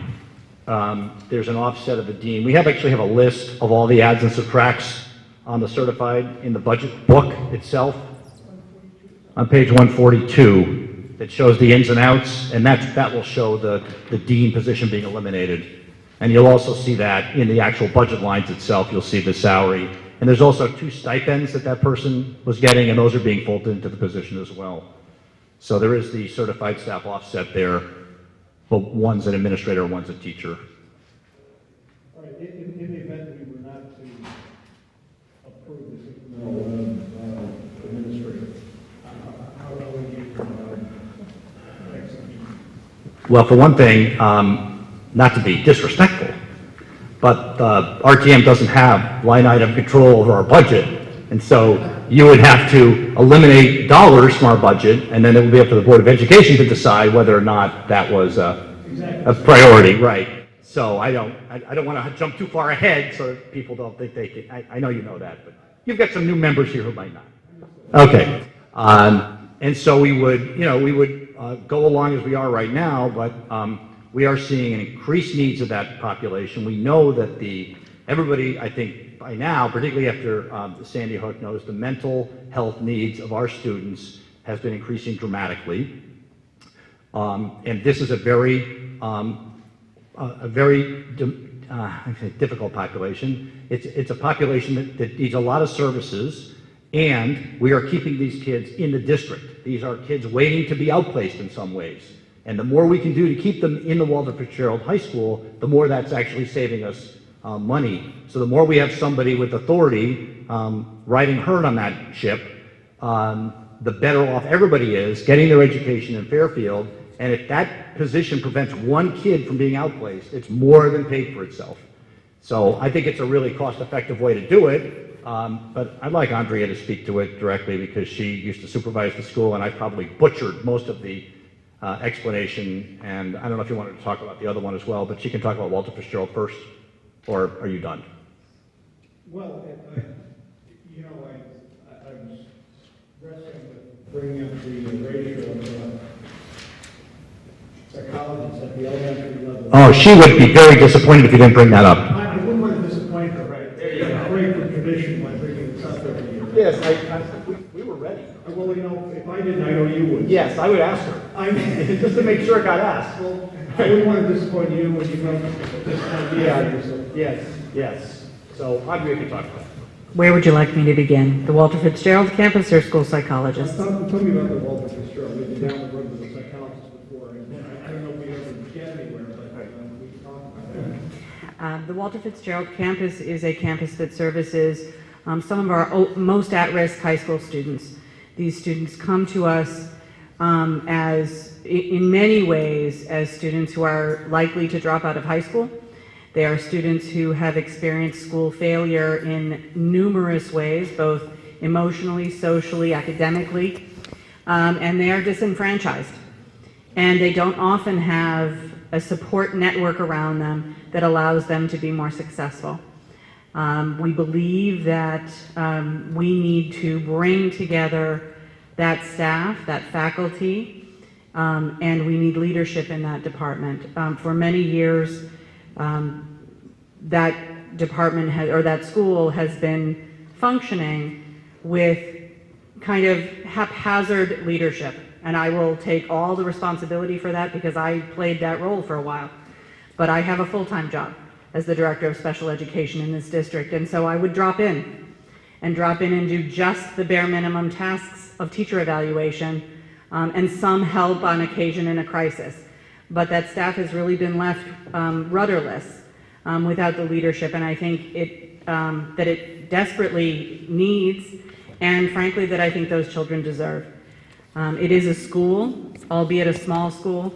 It is a school that requires leadership. It requires curriculum development. It requires an alternative approach. These kids have been through the typical, and the typical didn't work. And so they need an alternative approach, and that requires constant research, engagement with the families, bringing people together, and working with kids who we've failed in many ways. And so that's why I would strongly encourage this body to not look at, that it's an administrator versus a teacher level person.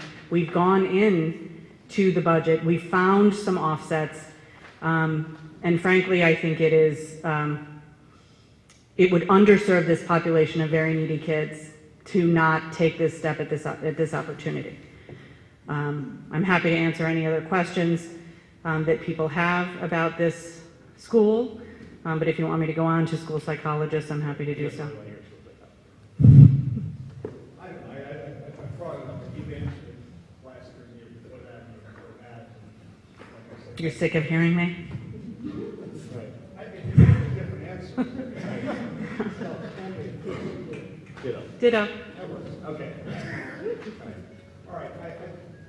Dr. Kyle, I like what you said. I mean, if this can prevent somebody from acquiring outsourcing, as long as I understand how that will happen. So what we're saying is you've been a drop-in principal at that location. Mm-hmm. Now we're going to get... This would be a full-time individual who would be housed on that site, who would be providing direction and leadership to the program overall. So we'd be looking for a significant program improvement plan there. As a result of that, we have a higher level of confidence that we'll be able to address the problems at that school. Absolutely.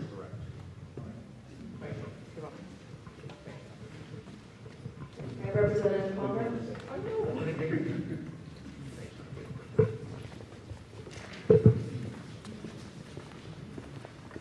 Palmer, then Representative Ambrose, then Representative O'Brien, and Snyder. Joe Palmer, District 4. Dr. Title, I have a few questions, but I just want to throw out, I think that 1.7%, just from my perspective, I've ran a little bit of analysis before that meeting, and instead of looking at the rate of change from the existing plan, what I modeled out was the rate of change from what the projections were. So my numbers came out with around 1.7% in terms of the increase. I don't know how that got circulated around, but that's the way I looked at it, and that's kind of, I think, where maybe some of this is coming from, that misconception. But so, yeah, I was at a budget presentation, Dr. Kyle, at the Board of Finance, and for some reason I didn't recall the page 28 of the presentation showing $8.3 million that he was projecting, and I'm just going to make a couple comments. I just think it's really alarming, and this isn't.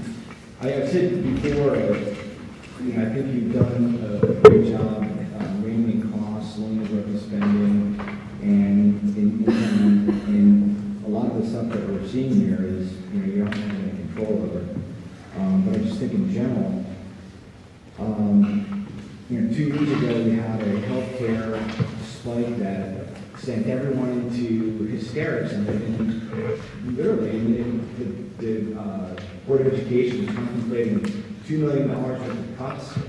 They made cuts for the first time, I think, ever in the superintendent's proposed budget. Last year, we lucked out. I think there were some savings with trends and everything. But this year, we had the increase in the contract. And just from a simple calculation, out of 1,000 employees, this increase, I believe, represents about $3,700 incrementally per, let's say per employee. Yeah, we've got closer to 1,500 employees. 1,500, okay, so maybe it's 2,500. Right, it's lower, yep. So, we spend a lot of time, biting at the edges, a lot of different things here, trying to, squeeze blood from a stone. And to be honest with you,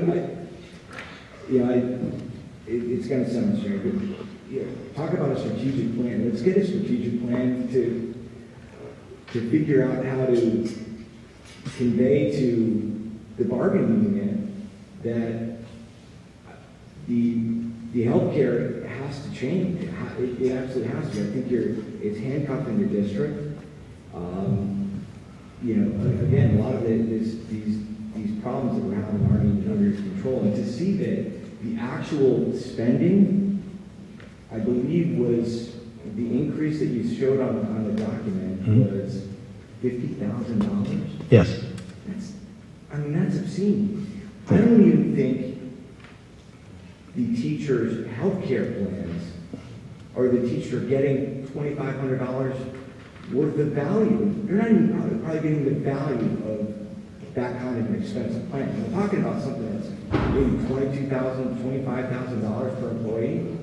It just has to change, and I think whatever has to be done for us to convince the bargaining units, whether it's some type of an appeal, and I've heard too that the kind of plans that can thread the needle of the Obamacare mandates and where we are with our current contract is almost like there aren't even plans developed there. That should be incredibly alarming for all parents in this town, because what it's going to do is it's going to take away from resources that are going to be applied to the kids, and then it's going to be applied to the teachers. And not saying we shouldn't be providing good health care plans for our teachers, but I just think it has to be reasonable and affordable. So whatever can be done by the Board of Ed, by you don't get title as well, to make that appeal over the next coming years, because it's having a major impact on this. It's shocking to see that you actually would have been a hero this year if the healthcare increased like it did last year. You'd be an absolute hero. That'll be the year. I'm just saying, you'll get better savings. Right. Oh, I know. There are, on that point, there are about 24 line items in our budget, substantial line items in this budget that are going down year over year.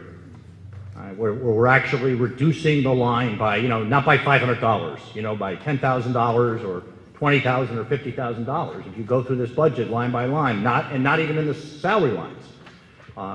We have been working really hard, and we summarize some of them in here with our staff in central office to be as efficient as we can with our non-educational expenses, so that we can, concentrate our dollars on, direct services to kids. But, the health insurance, part of the issue was that, you might recall, last year, the Board of Ed, the budget was developed, it was approved by everybody. By the time it got approved, the projections were the Board of Ed was already in a hole. That we were going to be, $1 million or even more dollars in the hole compared to where we wanted to be on the health insurance. Now, we mitigated that quite a bit over the course of the year. And by the time we ended up the year, we had cut that in half, and then we made an additional contribution at the end of the last fiscal year. And through a cooperative arrangement with the town, any unencumbered, unencumberd's the wrong word, when we liquidated all the purchase orders at the end of the year in July, and there was maybe $75,000 of a little bit here and a little bit there, all of that went into the health insurance. So and this year we committed to putting all of the money from additional retirements into the health insurance. We made an arrangement that we had $160,000 in our security for security upgrades, and now that the RTM has approved the bond, we are going to put that into the health insurance. So, at every turn, we are doing everything we can to try to plug the leaks on this boat while we try to work on some of the longer term issues. So it's a real commitment on part of the board and the administration to really, whenever we have, whatever spare change is left, we're really putting it in there so we can shore this up, because we want the town to keep the internal service fund in good shape. We benefit from the town's AAA bond rating because most of those bonds are for school projects, and debt service is a big driver of your budget, and if that stays low, then that helps everybody. So it's a multifaceted problem that is, a very sticky one to deal with. And some years we have good years and I can look like a hero, and other years I look like a chump. Chump year. Well, I made an incorrect statement saying that the $2,500 increase is they're not getting value. We are self-funded, so it's all, people are spending that kind of money. Yes. But the burden, the amount that taxpayers are subsidizing has to be reduced. It has to be, and that I just urge you to, in meetings, just describe, saying that something has to be. I don't care what other towns are doing. We need to fix it because, again, this volatility can have a devastating effect in the next few years. In 3 years, we have a $1.7 million hit with the Obamacare tax. I'm not lecturing. Right. I don't need to be lecturing, but I just wanted to use the opportunity to, call it out. We can talk about everything else. It's all about healthcare, and it has to be changed.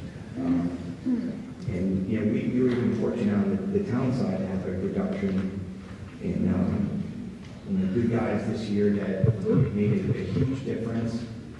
But if none of this stuff happened, we'd be looking at maybe a 4.5% increase overall in town versus what's being described as the maintenance or goals here.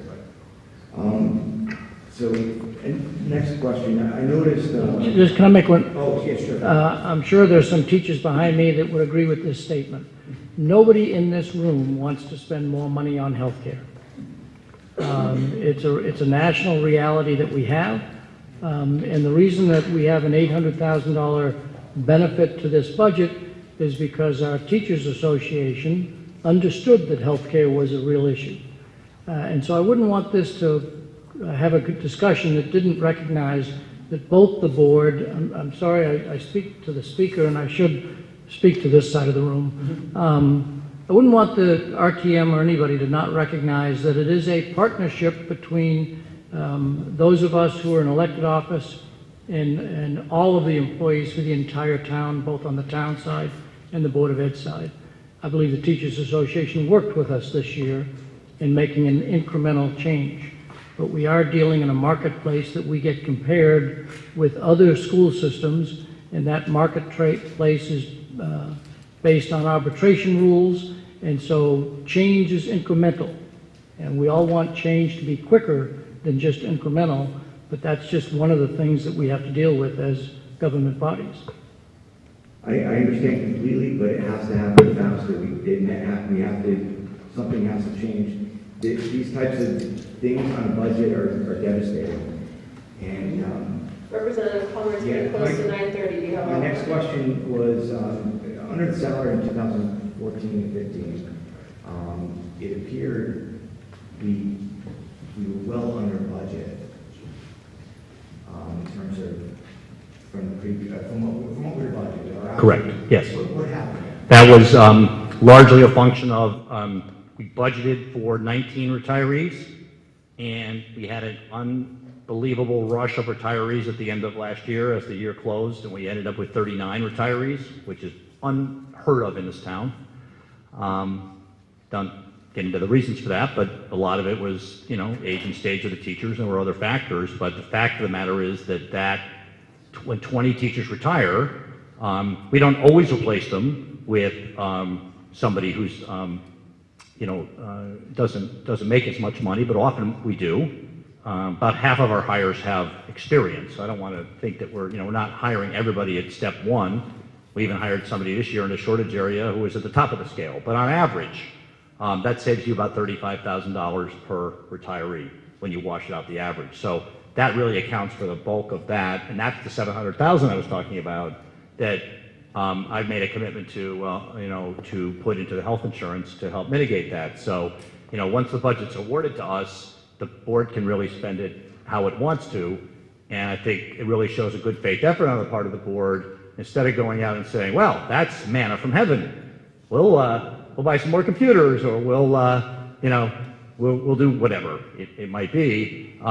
We made a commitment to take that and put it in the health insurance. It's similar to what we did, I forget what year it was, maybe 2 or 3 years ago when Pam was on the board, and we had a sudden rate decrease in electricity rates after the budget was done.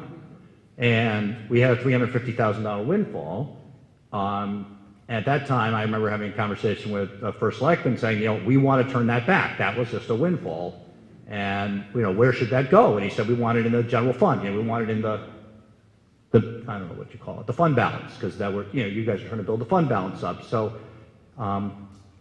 we've made a commitment this year, and we've had some, as the town has had, some unanticipated expenses that could really eat into that. And we're really trying to hold the line and make sure we contribute that back to the town through the health insurance. So, we've had the same problems with snow removal.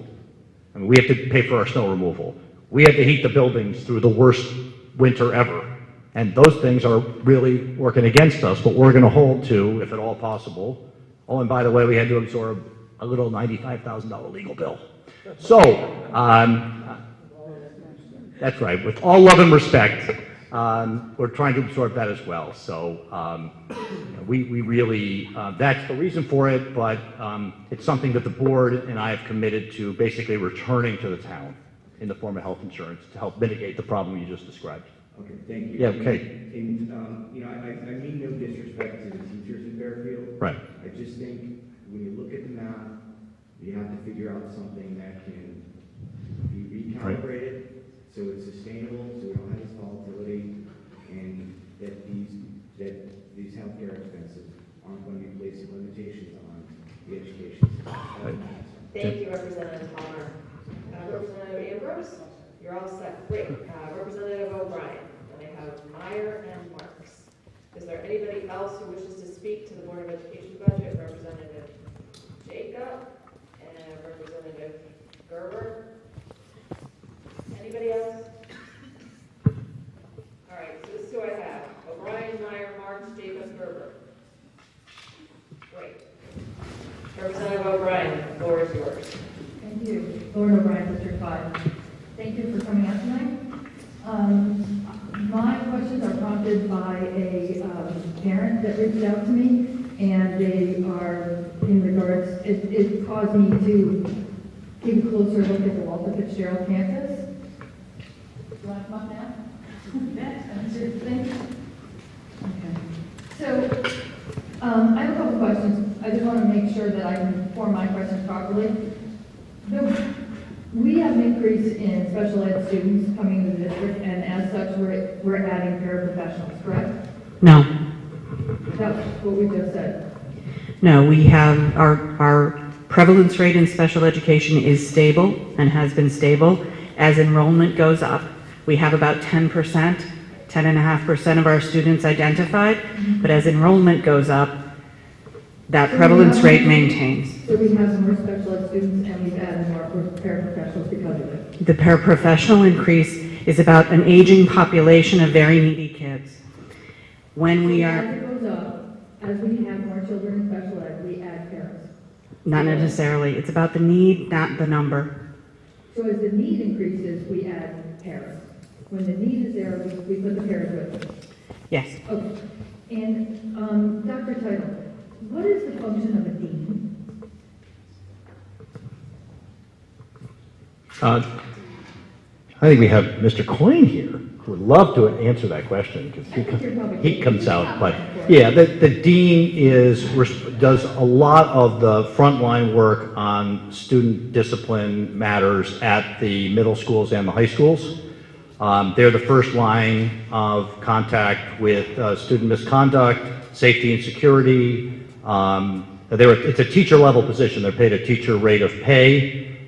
So they don't work a full 12-month year. They're paid at the teacher rate plus some extra days. But I think the biggest function of the dean is student safety and security. If you'd like more detail than that, Mr. Coyne would love to explicate that. Okay. Sorry. So we can move along. Okay. We're trying to service at the Walter Fitzgerald campus these individuals, these students that are, to quote you, most at risk. It's a school population that has failed academically, socially, and emotionally. They have not been successful within the public schools, and the public schools have failed them to a degree, to quote you. I did. Oh, you did? You're doing well. And right now, I did a quick tally, and if we add this assistant principal, this alternative high school would be costing the town $1 million a year.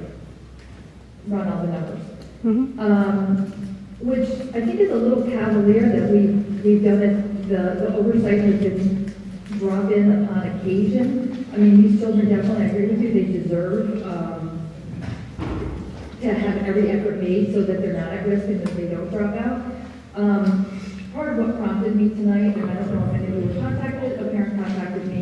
Her daughter had been transferred to the Walter Fitzgerald campus, was taking a film class, and The Wolf of Wall Street was featured. I don't know if any of you saw it. I started to watch it and stopped.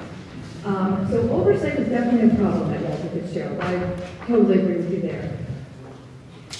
Right now at Fairfield Ludlow, we have 13.10 paras. At Ward, we have 12.10. Some of the grade schools mimic those same numbers, some are a little bit lower. The children that go to Walter Fitzgerald either probably have 504 or an IEP. Why is it, and they probably have extensive contact with deans if there's been a discipline problem, why is the structure at this school that we feel necessary such a departure from what we've used to support our other students? We don't have a dean, we don't have any paraprofessionals, and the paraprofessionals are probably the best value for the dollar that we have, but we're going to add an assistant principal at $128,000 a year that isn't teaching. The students at the Fairfield, the Walter Fitzgerald campus, about 60% of them are students with disabilities, either with IEPs or 504 plans. The rest are students who come from either Fairfield Ludlow or Fairfield Ward High School, and they choose to come to the Walter Fitzgerald campus for all the reasons I said earlier. They are not students with disabilities, but they've experienced a number of different issues at the high schools. The structure over many years, the structure of this program came together from two previously existing programs that were consolidated into one probably 7 or 8 years ago. One was called the Learning Cooperative, the other was the Program for Alternative Learning. And those were programs that were way back in the day housed at the high schools and received the oversight of high school administrators.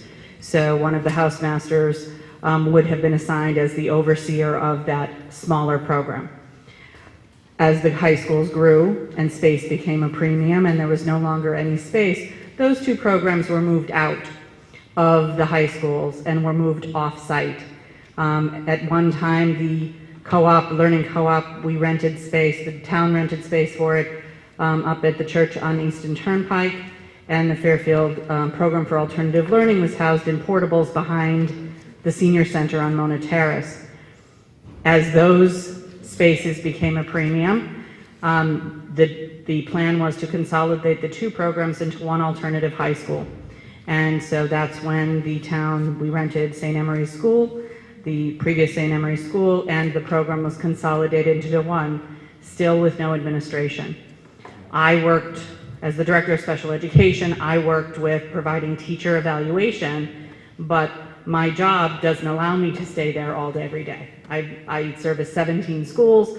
I work with the central office team. I have a number of different responsibilities. And so I would drop in and out, never thinking it was the best model for leadership in that building, but it was what we had. We had no other structure. We had no other administration to serve in that capacity. And that's where we are right now. So I would agree with you that there's a need in that school to take that school to what it could be. And I believe that there are many reasons for supervisory reasons, but I also think for program improvement and program structural reasons that I think this leadership position is critical. Just one comment on on the $1 million. That school typically has 50 to 60 students in it. I was going to ask that. How Right. many students at Ludlow and how many at Ford? It varies. You mean total students? It's about 1,500 in each building. So I just want to point out that if you have 60 students divided by $1 million, your per pupil cost is, what, $16,000. Has it gone up drastically? I thought it was around 34, 38 students. It varies. It tends to build through the year. It starts out usually smaller on October 1st, and then as students run into difficulty in the traditional high schools, then they start to populate the Walter Fitzgerald campus, so it tends to grow over the years, and then there may be students at the end of the year that decide, okay, you know, I've done a year at Walter Fitzgerald, I want to try the regular high school next year. They'll come back, they'll try it, and they might not, or they graduate, and they might not make it. Other, ninth graders come in and take their place. But given the intensity of needs of the students, the fact that this school operates at fairly close to the per pupil expenditure of the rest of the district, it doesn't really sound, that high. And we have to pay $85,000 a year in rent for St. Emery's. That's built into that. Our per pupil at $1 million at 35 pupils is what you start the year at. It's almost Right. $28,000 a pupil. Right. That's why when it goes up, just like the previous conversation, the per pupil expenditure goes down. So typically that school operates between 50 and 60, and we don't add.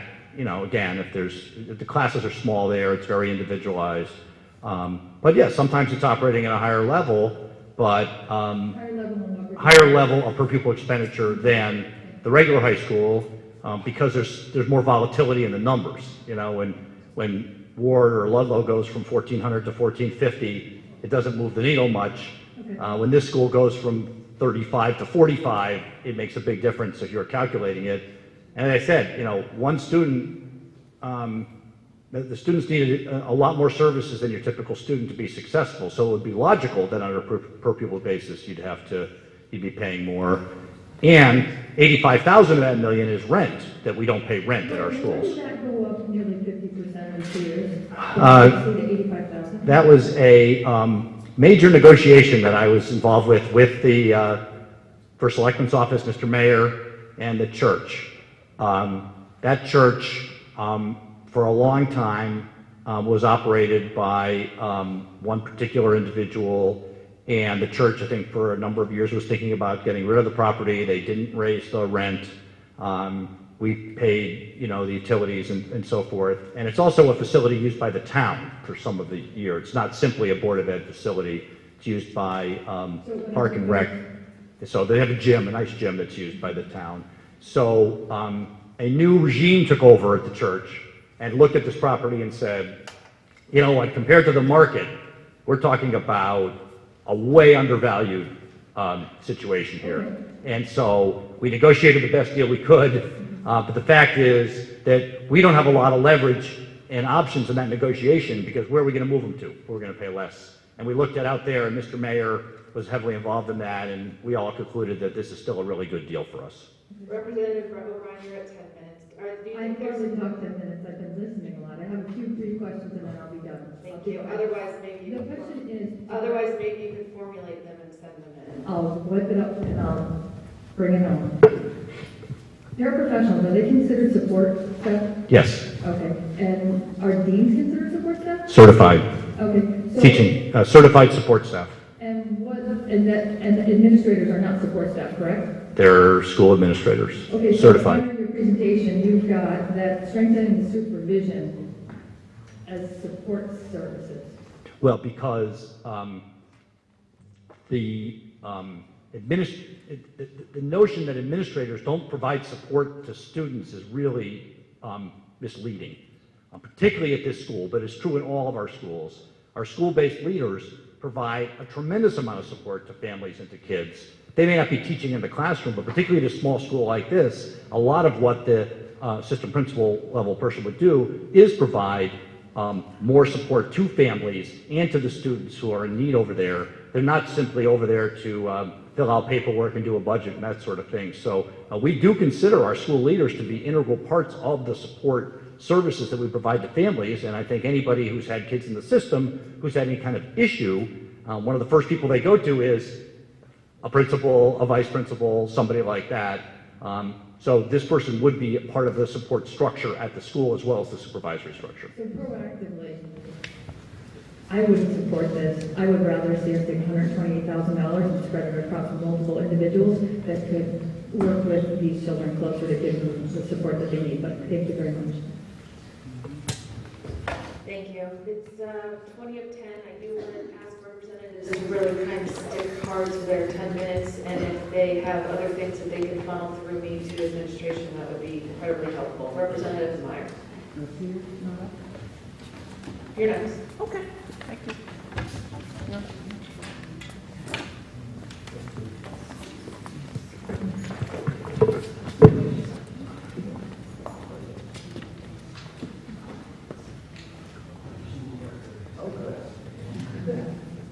George Meyer, District 1. During the presentation, thank you very much. On page 4, it's talking about uses of resources. The slide down.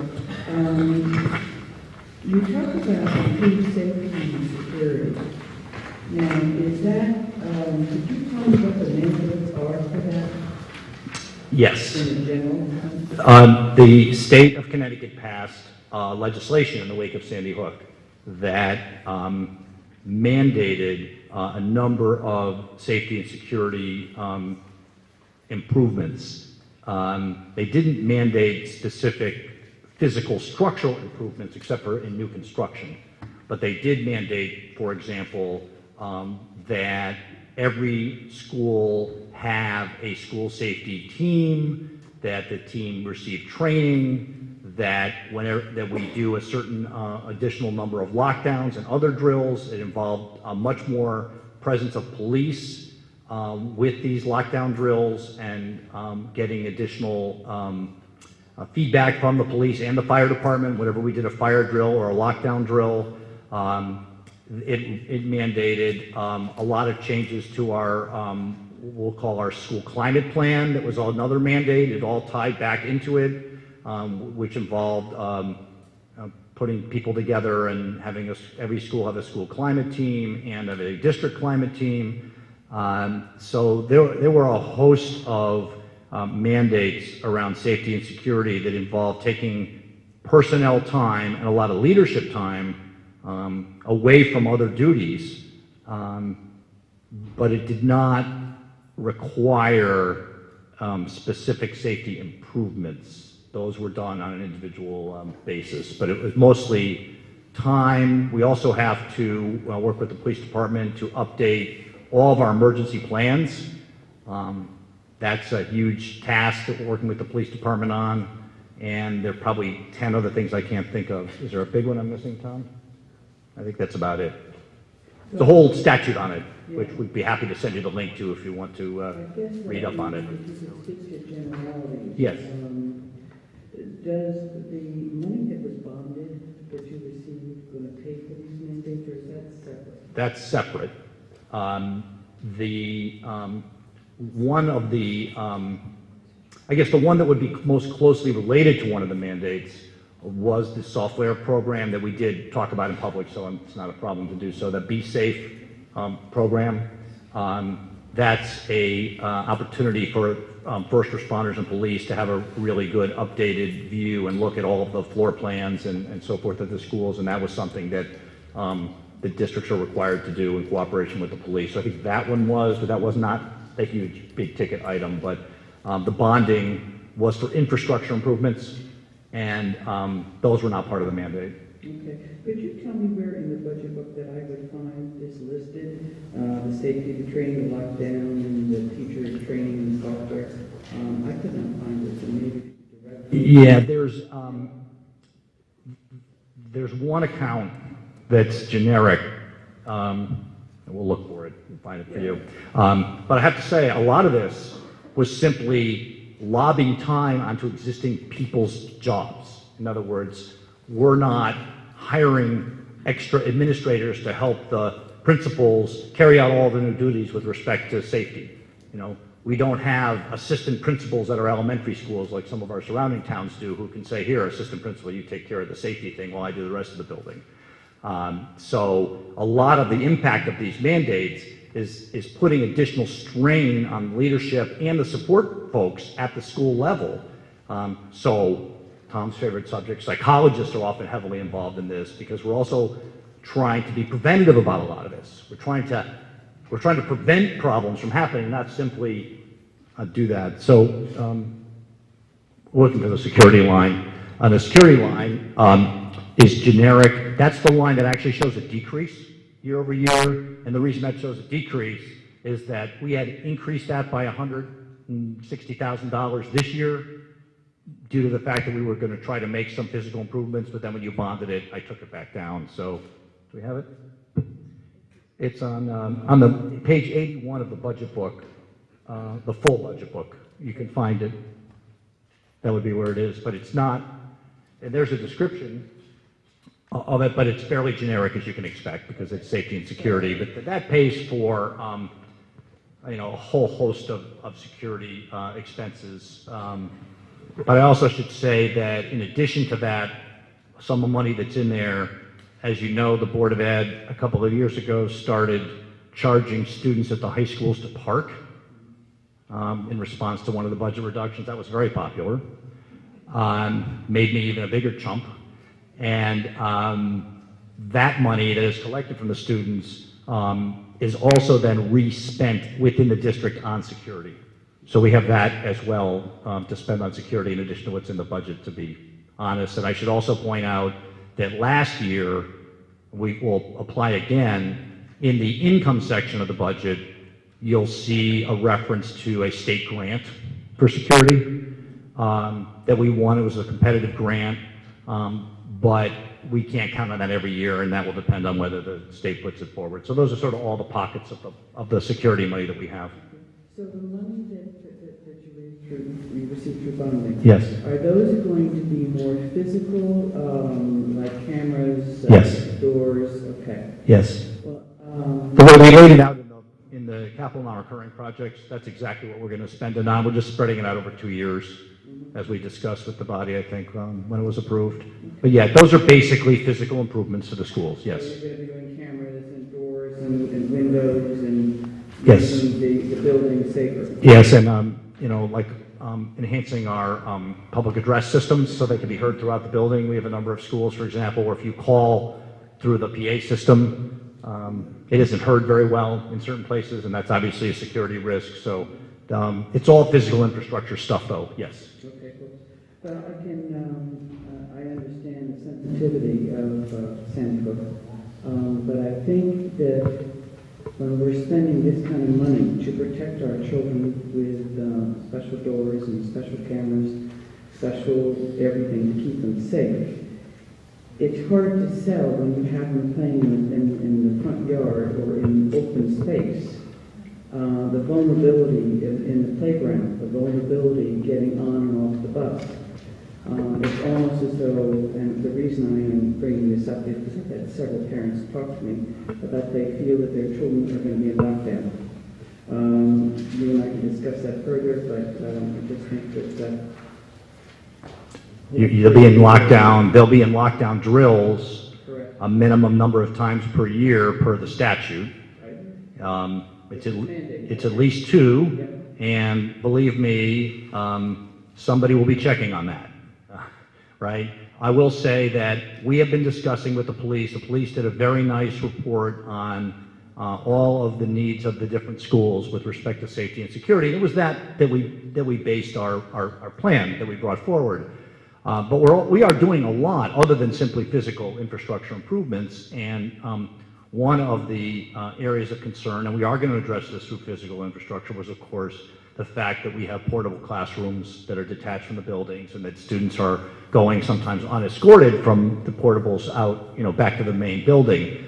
That I think is a legitimate vulnerability that we're going to address through the bonding that you all approved. The area, there's always going to be times of vulnerability when kids are out for recess or coming off the bus. The difference between that and, say, the portables is that all those times they're being supervised by adults. And so we don't have kids out on a playground playing around without, multiple adults out there watching. We don't have kids getting in off the bus without multiple adults out there. The real problem with the portables is that, we don't have enough staff. We can't have a teacher every time a kid wants to come in from the portables to the main building because there's no bathrooms in the portables. That's the part where there was real vulnerable. So we really tried to attack, the most difficult, the most vulnerable part with the infrastructure.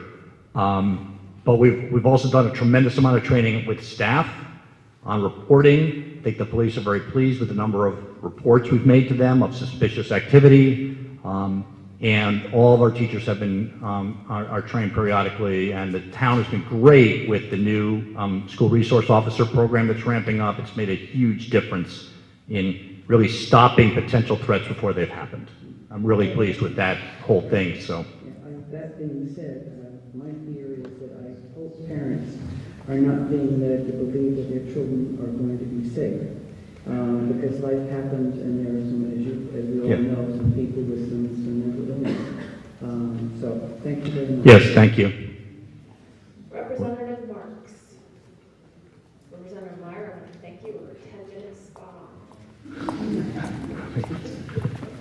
I'm going to take much less than my 10 minutes, so maybe I'll do a little stand-up there.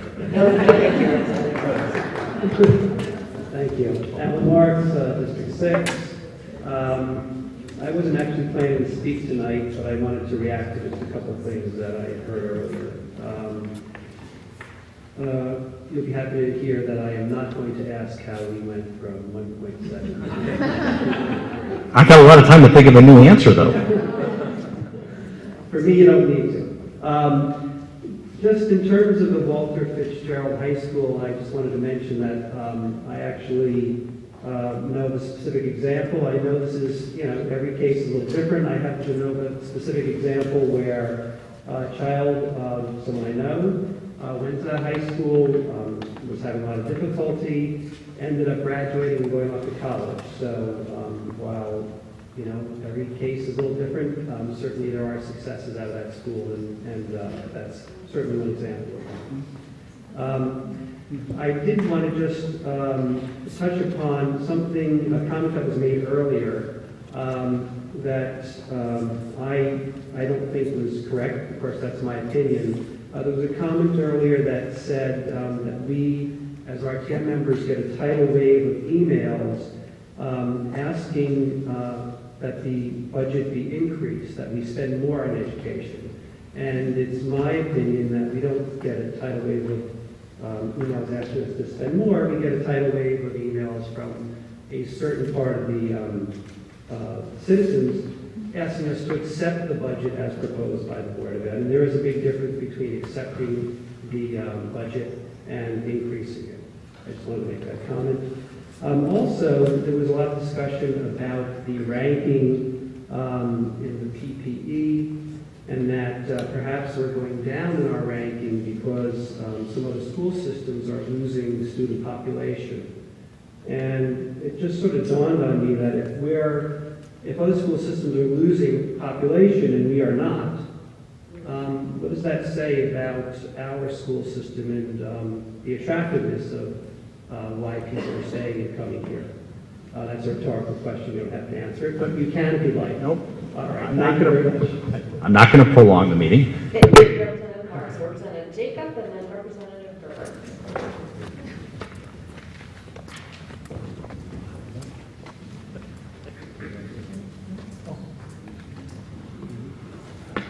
Ellen Jacob, District 9, and mine is really short. And you will either be able to do it or not. Well, it's not one of our favorite subjects, the impact of federal and state unfunded mandates. I was wondering if there is a complete list anywhere, and part two is if it can be quantified in this budget, which if we did have Excel, we could have done a little of that ourselves, but we don't have numbers attached, so we believe you, it has a huge impact, but there are no numbers attached. There is a list of mandates, and we have historically had a link to that on our web page. And I believe it's still there under budget, but what we can do is we can resend that out to the moderator, and anybody would like to scroll through it. The reason we don't send it out in a hard copy is it's so long that you really will, you'll want to stick your head in the oven by the time you get halfway through it. So there's a link to it. It's on our website under budget and resources, but we will send that to the moderator and she can send that out. It's a really, really difficult question to answer in terms of, how much of this is a state mandate. First of all, I don't think that it's the mission of this school, of this town, to simply fund what's mandated and nothing further. We expect a whole lot more. So to some extent, it's an exercise in numerology that probably has no practical impact on any decision that you're going to make. Nobody would ever stand for the absolute minimum that's required by the statute. At the other end of the spectrum, one could consider the entire budget a state mandate, because the state creates us and mandates that we operate a public school system according to certain standards, and they don't provide nearly enough funding to operate it. So the state provides us with a certain amount of money, the federal government provides us a certain amount of money, and all the rest of it is an unfunded mandate. But I don't know that that's a particularly useful exercise. It's very hard to quantify, because when you talk about the impact of something like the school climate legislation and how much time that takes and how much extra work that is for existing people, it's squeezing out of the work they're doing. It's just really hard to come up with a number for that.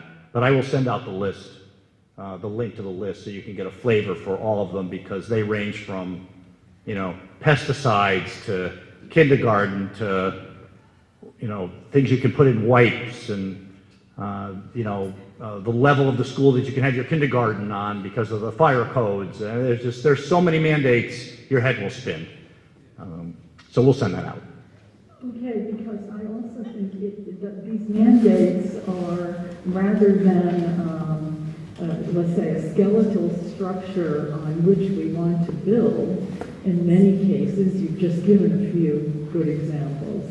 There are things that we may not want to spend our money on and take it away from actual educating children. So it's important. I look forward to seeing it.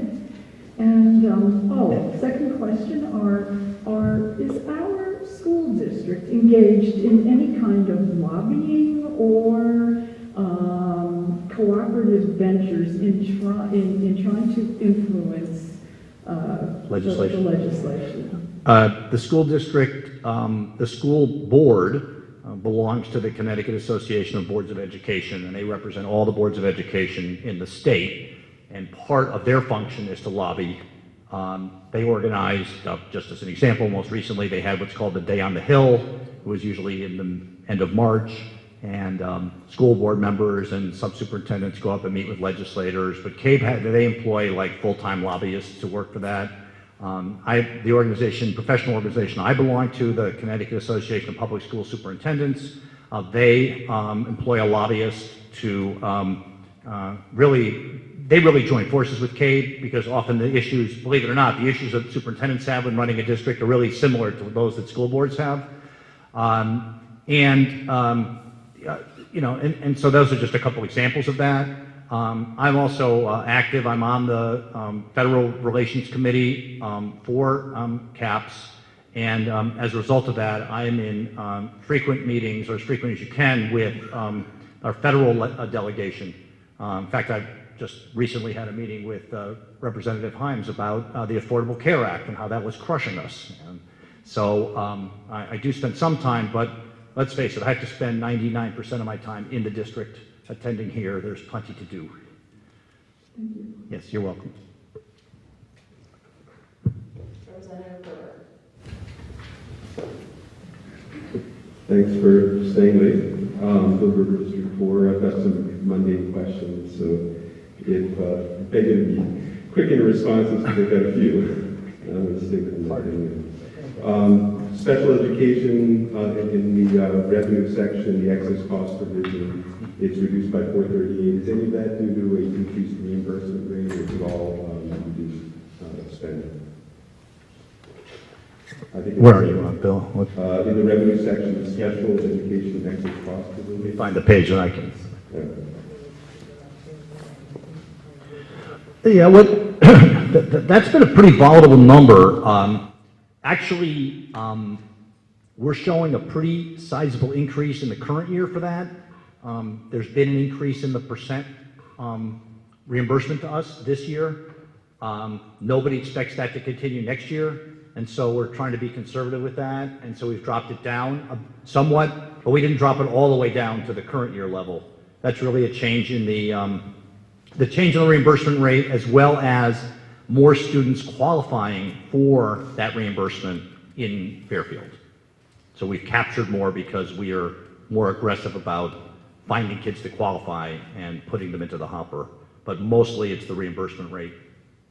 That you're budgeting. We're budgeting for a reimbursement rate similar to how we budgeted for this year. The actual for this year is coming in higher. So that's why it bumps up in the projected 14-15, then it goes back down for 15-16, but it's still above budget to budget. It's still better.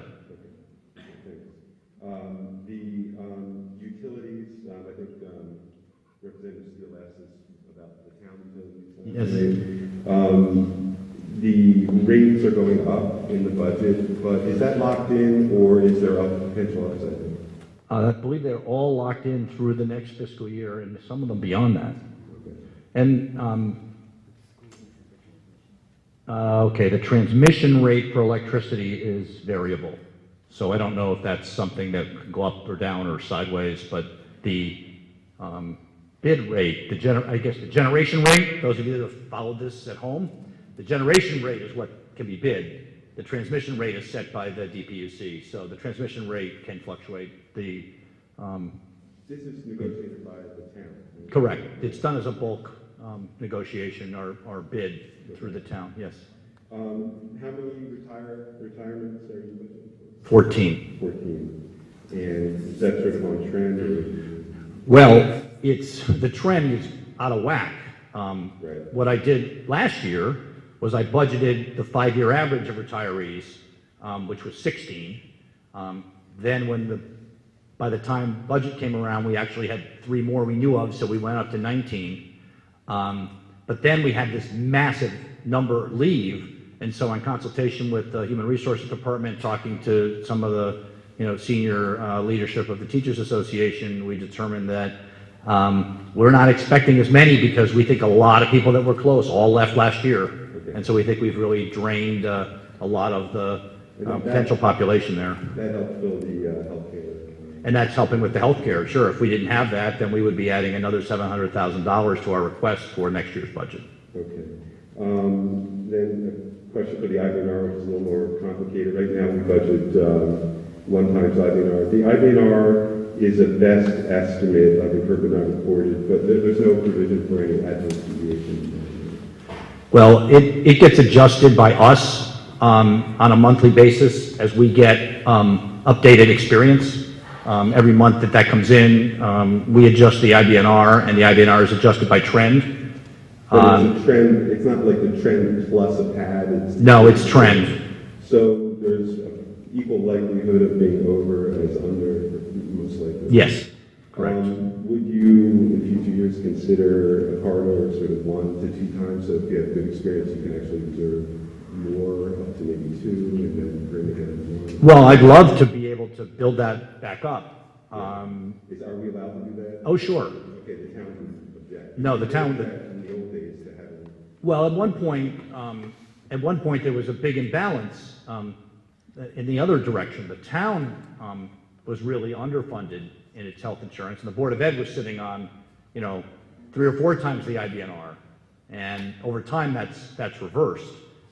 They asked you to bring it down. But it was getting to be too high, and what was essentially happening was that we kept filling that bucket up, and people said, well, look, we don't need to tax people more to keep that number. All the actuaries told us, Aon, say that the standard way to keep a balance in there is 1 times the IBNR. That's the safety net, and I think, we went through this several times. When Mr. Palmer talked about the year we had the massive increase in the health insurance, and then over time it came down.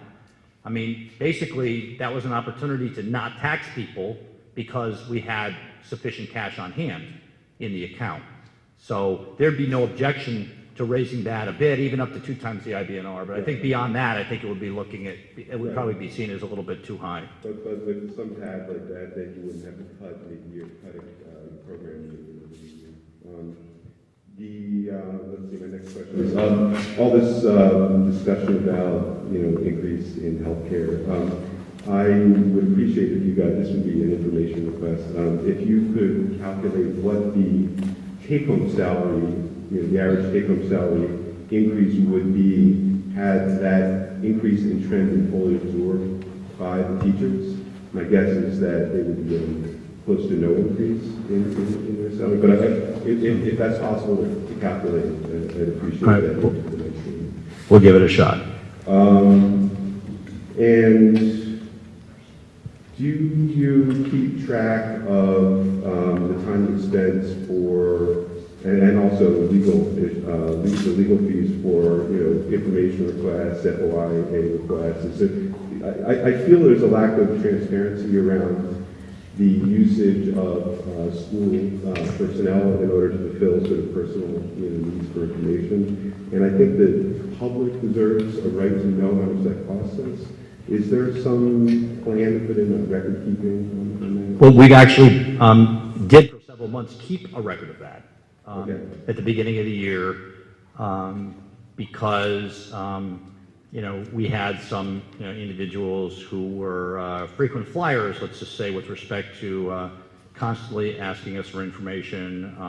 Could be members of the community, could be other people, and how much time was that taking? And we calculated that out, that we were spending the couple months that we had people track it for a handful of people who were making demands on. This is simply the central office now. This is not people out in the schools. That it was 100 hours a month of administrative time of the 8 top-ranking people in the administration that were dealing with these issues. But if we have principals, other people, that should be tracked as well. Yeah, they tend not to be involved in it. It's really, most of the time, it's information we have to gather at the central office. Sometimes we have to do it. That does not include the expenses or the time involved in support staff at the central office. That was simply the professional staff at the central office. So multiply that by 10 or 11 months, and you're really talking about the equivalent of a half-time administrator who's doing nothing but fulfilling information requests. I mean, my concern is that, going above and beyond what sort of normal requests are, I think some people actually use these information requests almost as a form of guerrilla warfare if they don't like somebody, to try to tie them up so they can't do the job. So I think it's really important that the public understands where that time is being used and how much it's costing us, and why we might actually have to add an administrator at some point because of that. And also, the final point I'd like to make is the 1.7% increase. I think Joe Palmer and I both are the 2 people that asked that question, and I think we both sort of understand it. So you guys can explain it. I asked that question, and Joe asked that question. I understand completely the answer. So if anyone wants to talk to me about that. No, I actually want the detail. Hey, we'll get you something. Thank you very much. No, no. Mr. Representative. Sorry. Getting late. Let's keep order here. All right, so I think we're done with questions from the body. I want to thank you very much for your time this evening. I really appreciate you coming out. Always a pleasure of your putting up with my prattling on and attempts at humor. Thank you very much.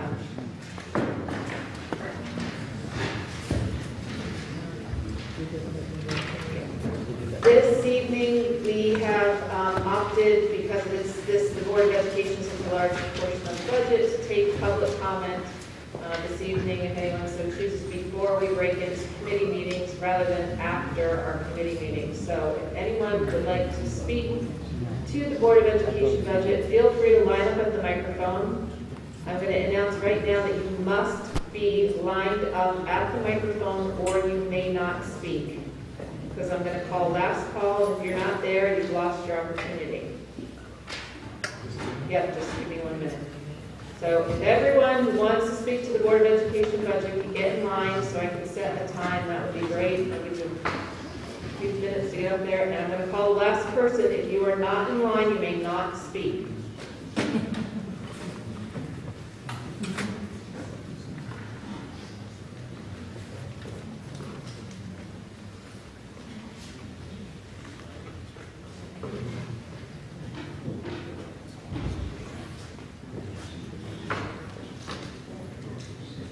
Okay, this is last call. If you are not in line, you may not speak. Is there anybody behind Ms. Leonardi? I'm not speaking. Oh, okay. Is there anybody behind Mrs. Dunn? I just can't see from here. No, there's not. Okay, the last speaker will be Mrs. Dunn. You have 2 minutes to speak. Please state your name and address for the record. Thank you. Yes, my name is Frank Sahagian. The address is 20 Chelsea Street. I've been a resident for 30 years in this town.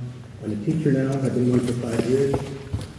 All I would say is this body, over the last 5 years, has cut more than $10 million out of the budgets that have been proposed by a very responsible superintendent that we have, who has once again presented a budget with what you folks need to understand has no fat in it.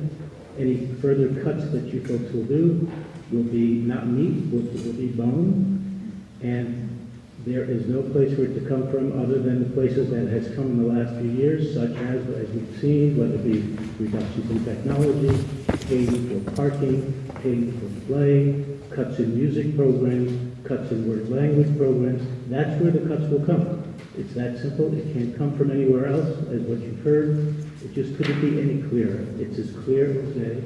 I urge you to leave this budget intact as it's been presented to you. It's responsible, beyond responsible. Thank you very much.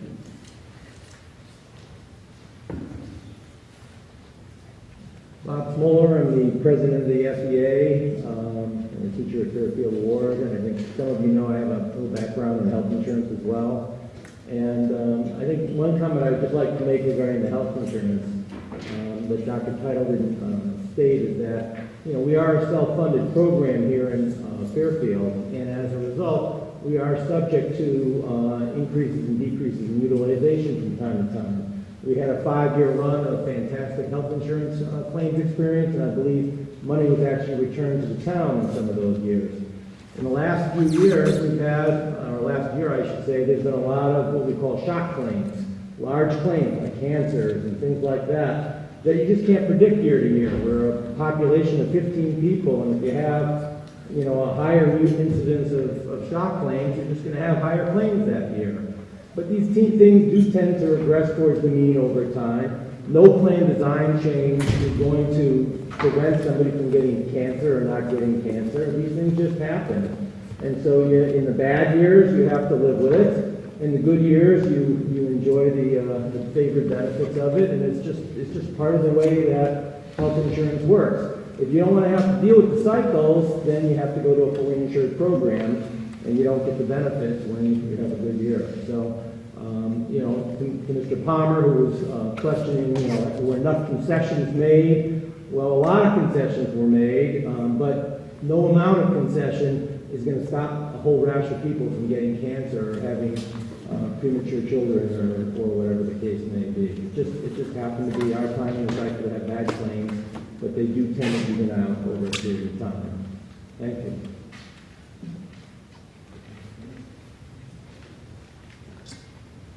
Kevin Lennon, 91 Flora Boulevard. Thanks for everyone's time tonight. I know you all put a lot of work into this, and it is appreciated.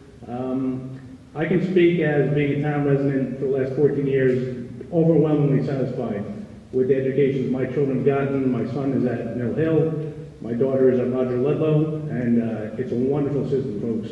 I know there's a great concern, a lot of you, everyone shares in the town, about taxes, the rate of taxes. I can only tell you my own anecdotal. I put my house on the market, it sold in 2 days. Absolutely amazing, 2 days after listing. I bought again in town, I'm staying here. I'd urge all of you to support this budget. I think it's a really responsible Board of Education budget. I think it was scrutinized deeply by the board and by Dr. Title. I'd also encourage any of you who are proposing cuts, please make it known so it can be vetted. All the town can know about it, and they can show up and let you know whether or not they support or don't support any cuts in the budget. Thanks again for your time, folks.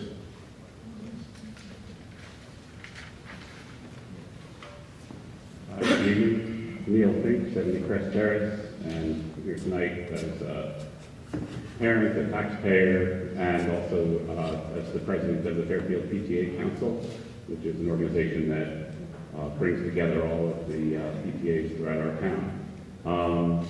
As we have for the last 6 years or so that I've been involved in the council, we voted to support the budget as presented by the Board of Education. The unique thing this year is that the comment was made earlier that about these emails we received that we don't spend enough, we should spend more and more, and it's important to understand that even like the active parents within the PTAs who come to our meetings, while of course they support education, I haven't heard of very many people say we should just open the floodgates to unlimited spending and pay no regard to taxes and affordability. And even among the greatest supporters of education in town, in the 6 years that I've been involved with the council, we've always had people who dissented in that vote, should we support the budget. This is the first year, in the 6 years that I've been involved, that we had a unanimous vote to support the budget. And that's because it does seem to be a very responsible budget. It's well thought out. We've seen, several years of very, very tight budgets. The comment was made earlier, why are we suddenly, after 6 years, seeing this large increase? We've had such low increases for 6 years. The question to me is more significant is, how did you keep it so low for all those years? And the answer is because we took all of the efficiencies that were there, all the cost-saving measures. There were cuts to programs, there were new fees put in place, and all of this happening at the same time that enrollment was going up and the new state mandates were coming down. We can only defy the laws of math and physics for so long before the chickens come home to roost, or whatever that expression is. Thank you, Mr. Fink. Okay, thank you. Please support this budget as you see it presented. Thank you. Evening, Steve Baker, 22 Charles Street, and tonight I'm speaking on behalf of the Roger Ludlow Middle School PTSA, and we received our copy of the budget and downloaded it online, and it's because of the value that we saw in that budget, and also the hopes that this body does no harm to it, that we'd like to issue the following statement. Roger Ludlow Middle School PTSA supports the Board of Education budget as passed by the bipartisan bodies of the Board of Selectmen and the Board of Finance, and urges the RTM to pass the budget as presented. Thank you. Good evening, Stephen Scheinberg, 15 Flax Road. First, thank you for your service. No matter what your positions and votes are, I have great respect for your service and hard work. It is obvious again to me that we're very fortunate that Dr. Title worked for our town. Each time I hear his presentation, I'm more impressed. And also thank you to the chair of the Board of Ed, Phil Dwyer, for your hard work, and to the other members of the board. I'm here tonight to support the budget as presented to you by the Board of Ed and by the Board of Selectmen and by the Board of Finance. The Board of Ed budget is reasonable and it's responsible. The uncontrollables this year in the budget are salaries, benefits, and utilities. The rest of the budget is basically flat. And I appreciate the questioning of Dr. Title and the board. Questions are very valid and important. But in the end, the budget is good and should be supported. Thank you.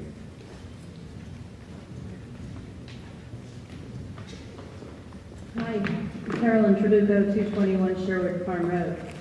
I'm really excited about this year's budget request for our public schools, and I hope that you approve it as it's presented to you. I'm excited about it not because of what it defends in terms of teacher compensation or updating textbooks, supporting important student services, but in what this budget request advances. Your support of this budget will put Fairfield on the path to a much-needed and highly anticipated expansion of our world language program, which regrettably received very little attention among this body tonight. I have a sixth grader who sits through Spanish twice a week for 25 minutes each. It's essentially a worthless exercise to him. The proposed change will elevate world language into a daily class in sixth grade and lays the foundation for real learning. And for the metrics lovers in all of us, the way they developed this curriculum was they started with the AP class, what's going to be asked, how do we ensure success in this program, and then they worked backwards to ensure that at whatever grade we start the language, we will succeed at the AP level. And that really excites me as a member of this town, as a parent of a child in the system. You've already approved the teacher and administrative contracts, and we understand the volatility and the impact pushing on the budget from health insurance. Unfortunately, there's very little room in this budget left for other important advancing initiatives like the World Language Program. I'd hate for this to be squeezed out should you not approve the budget as it's presented. And I look forward to hearing how you'll debate it in the future. Thanks.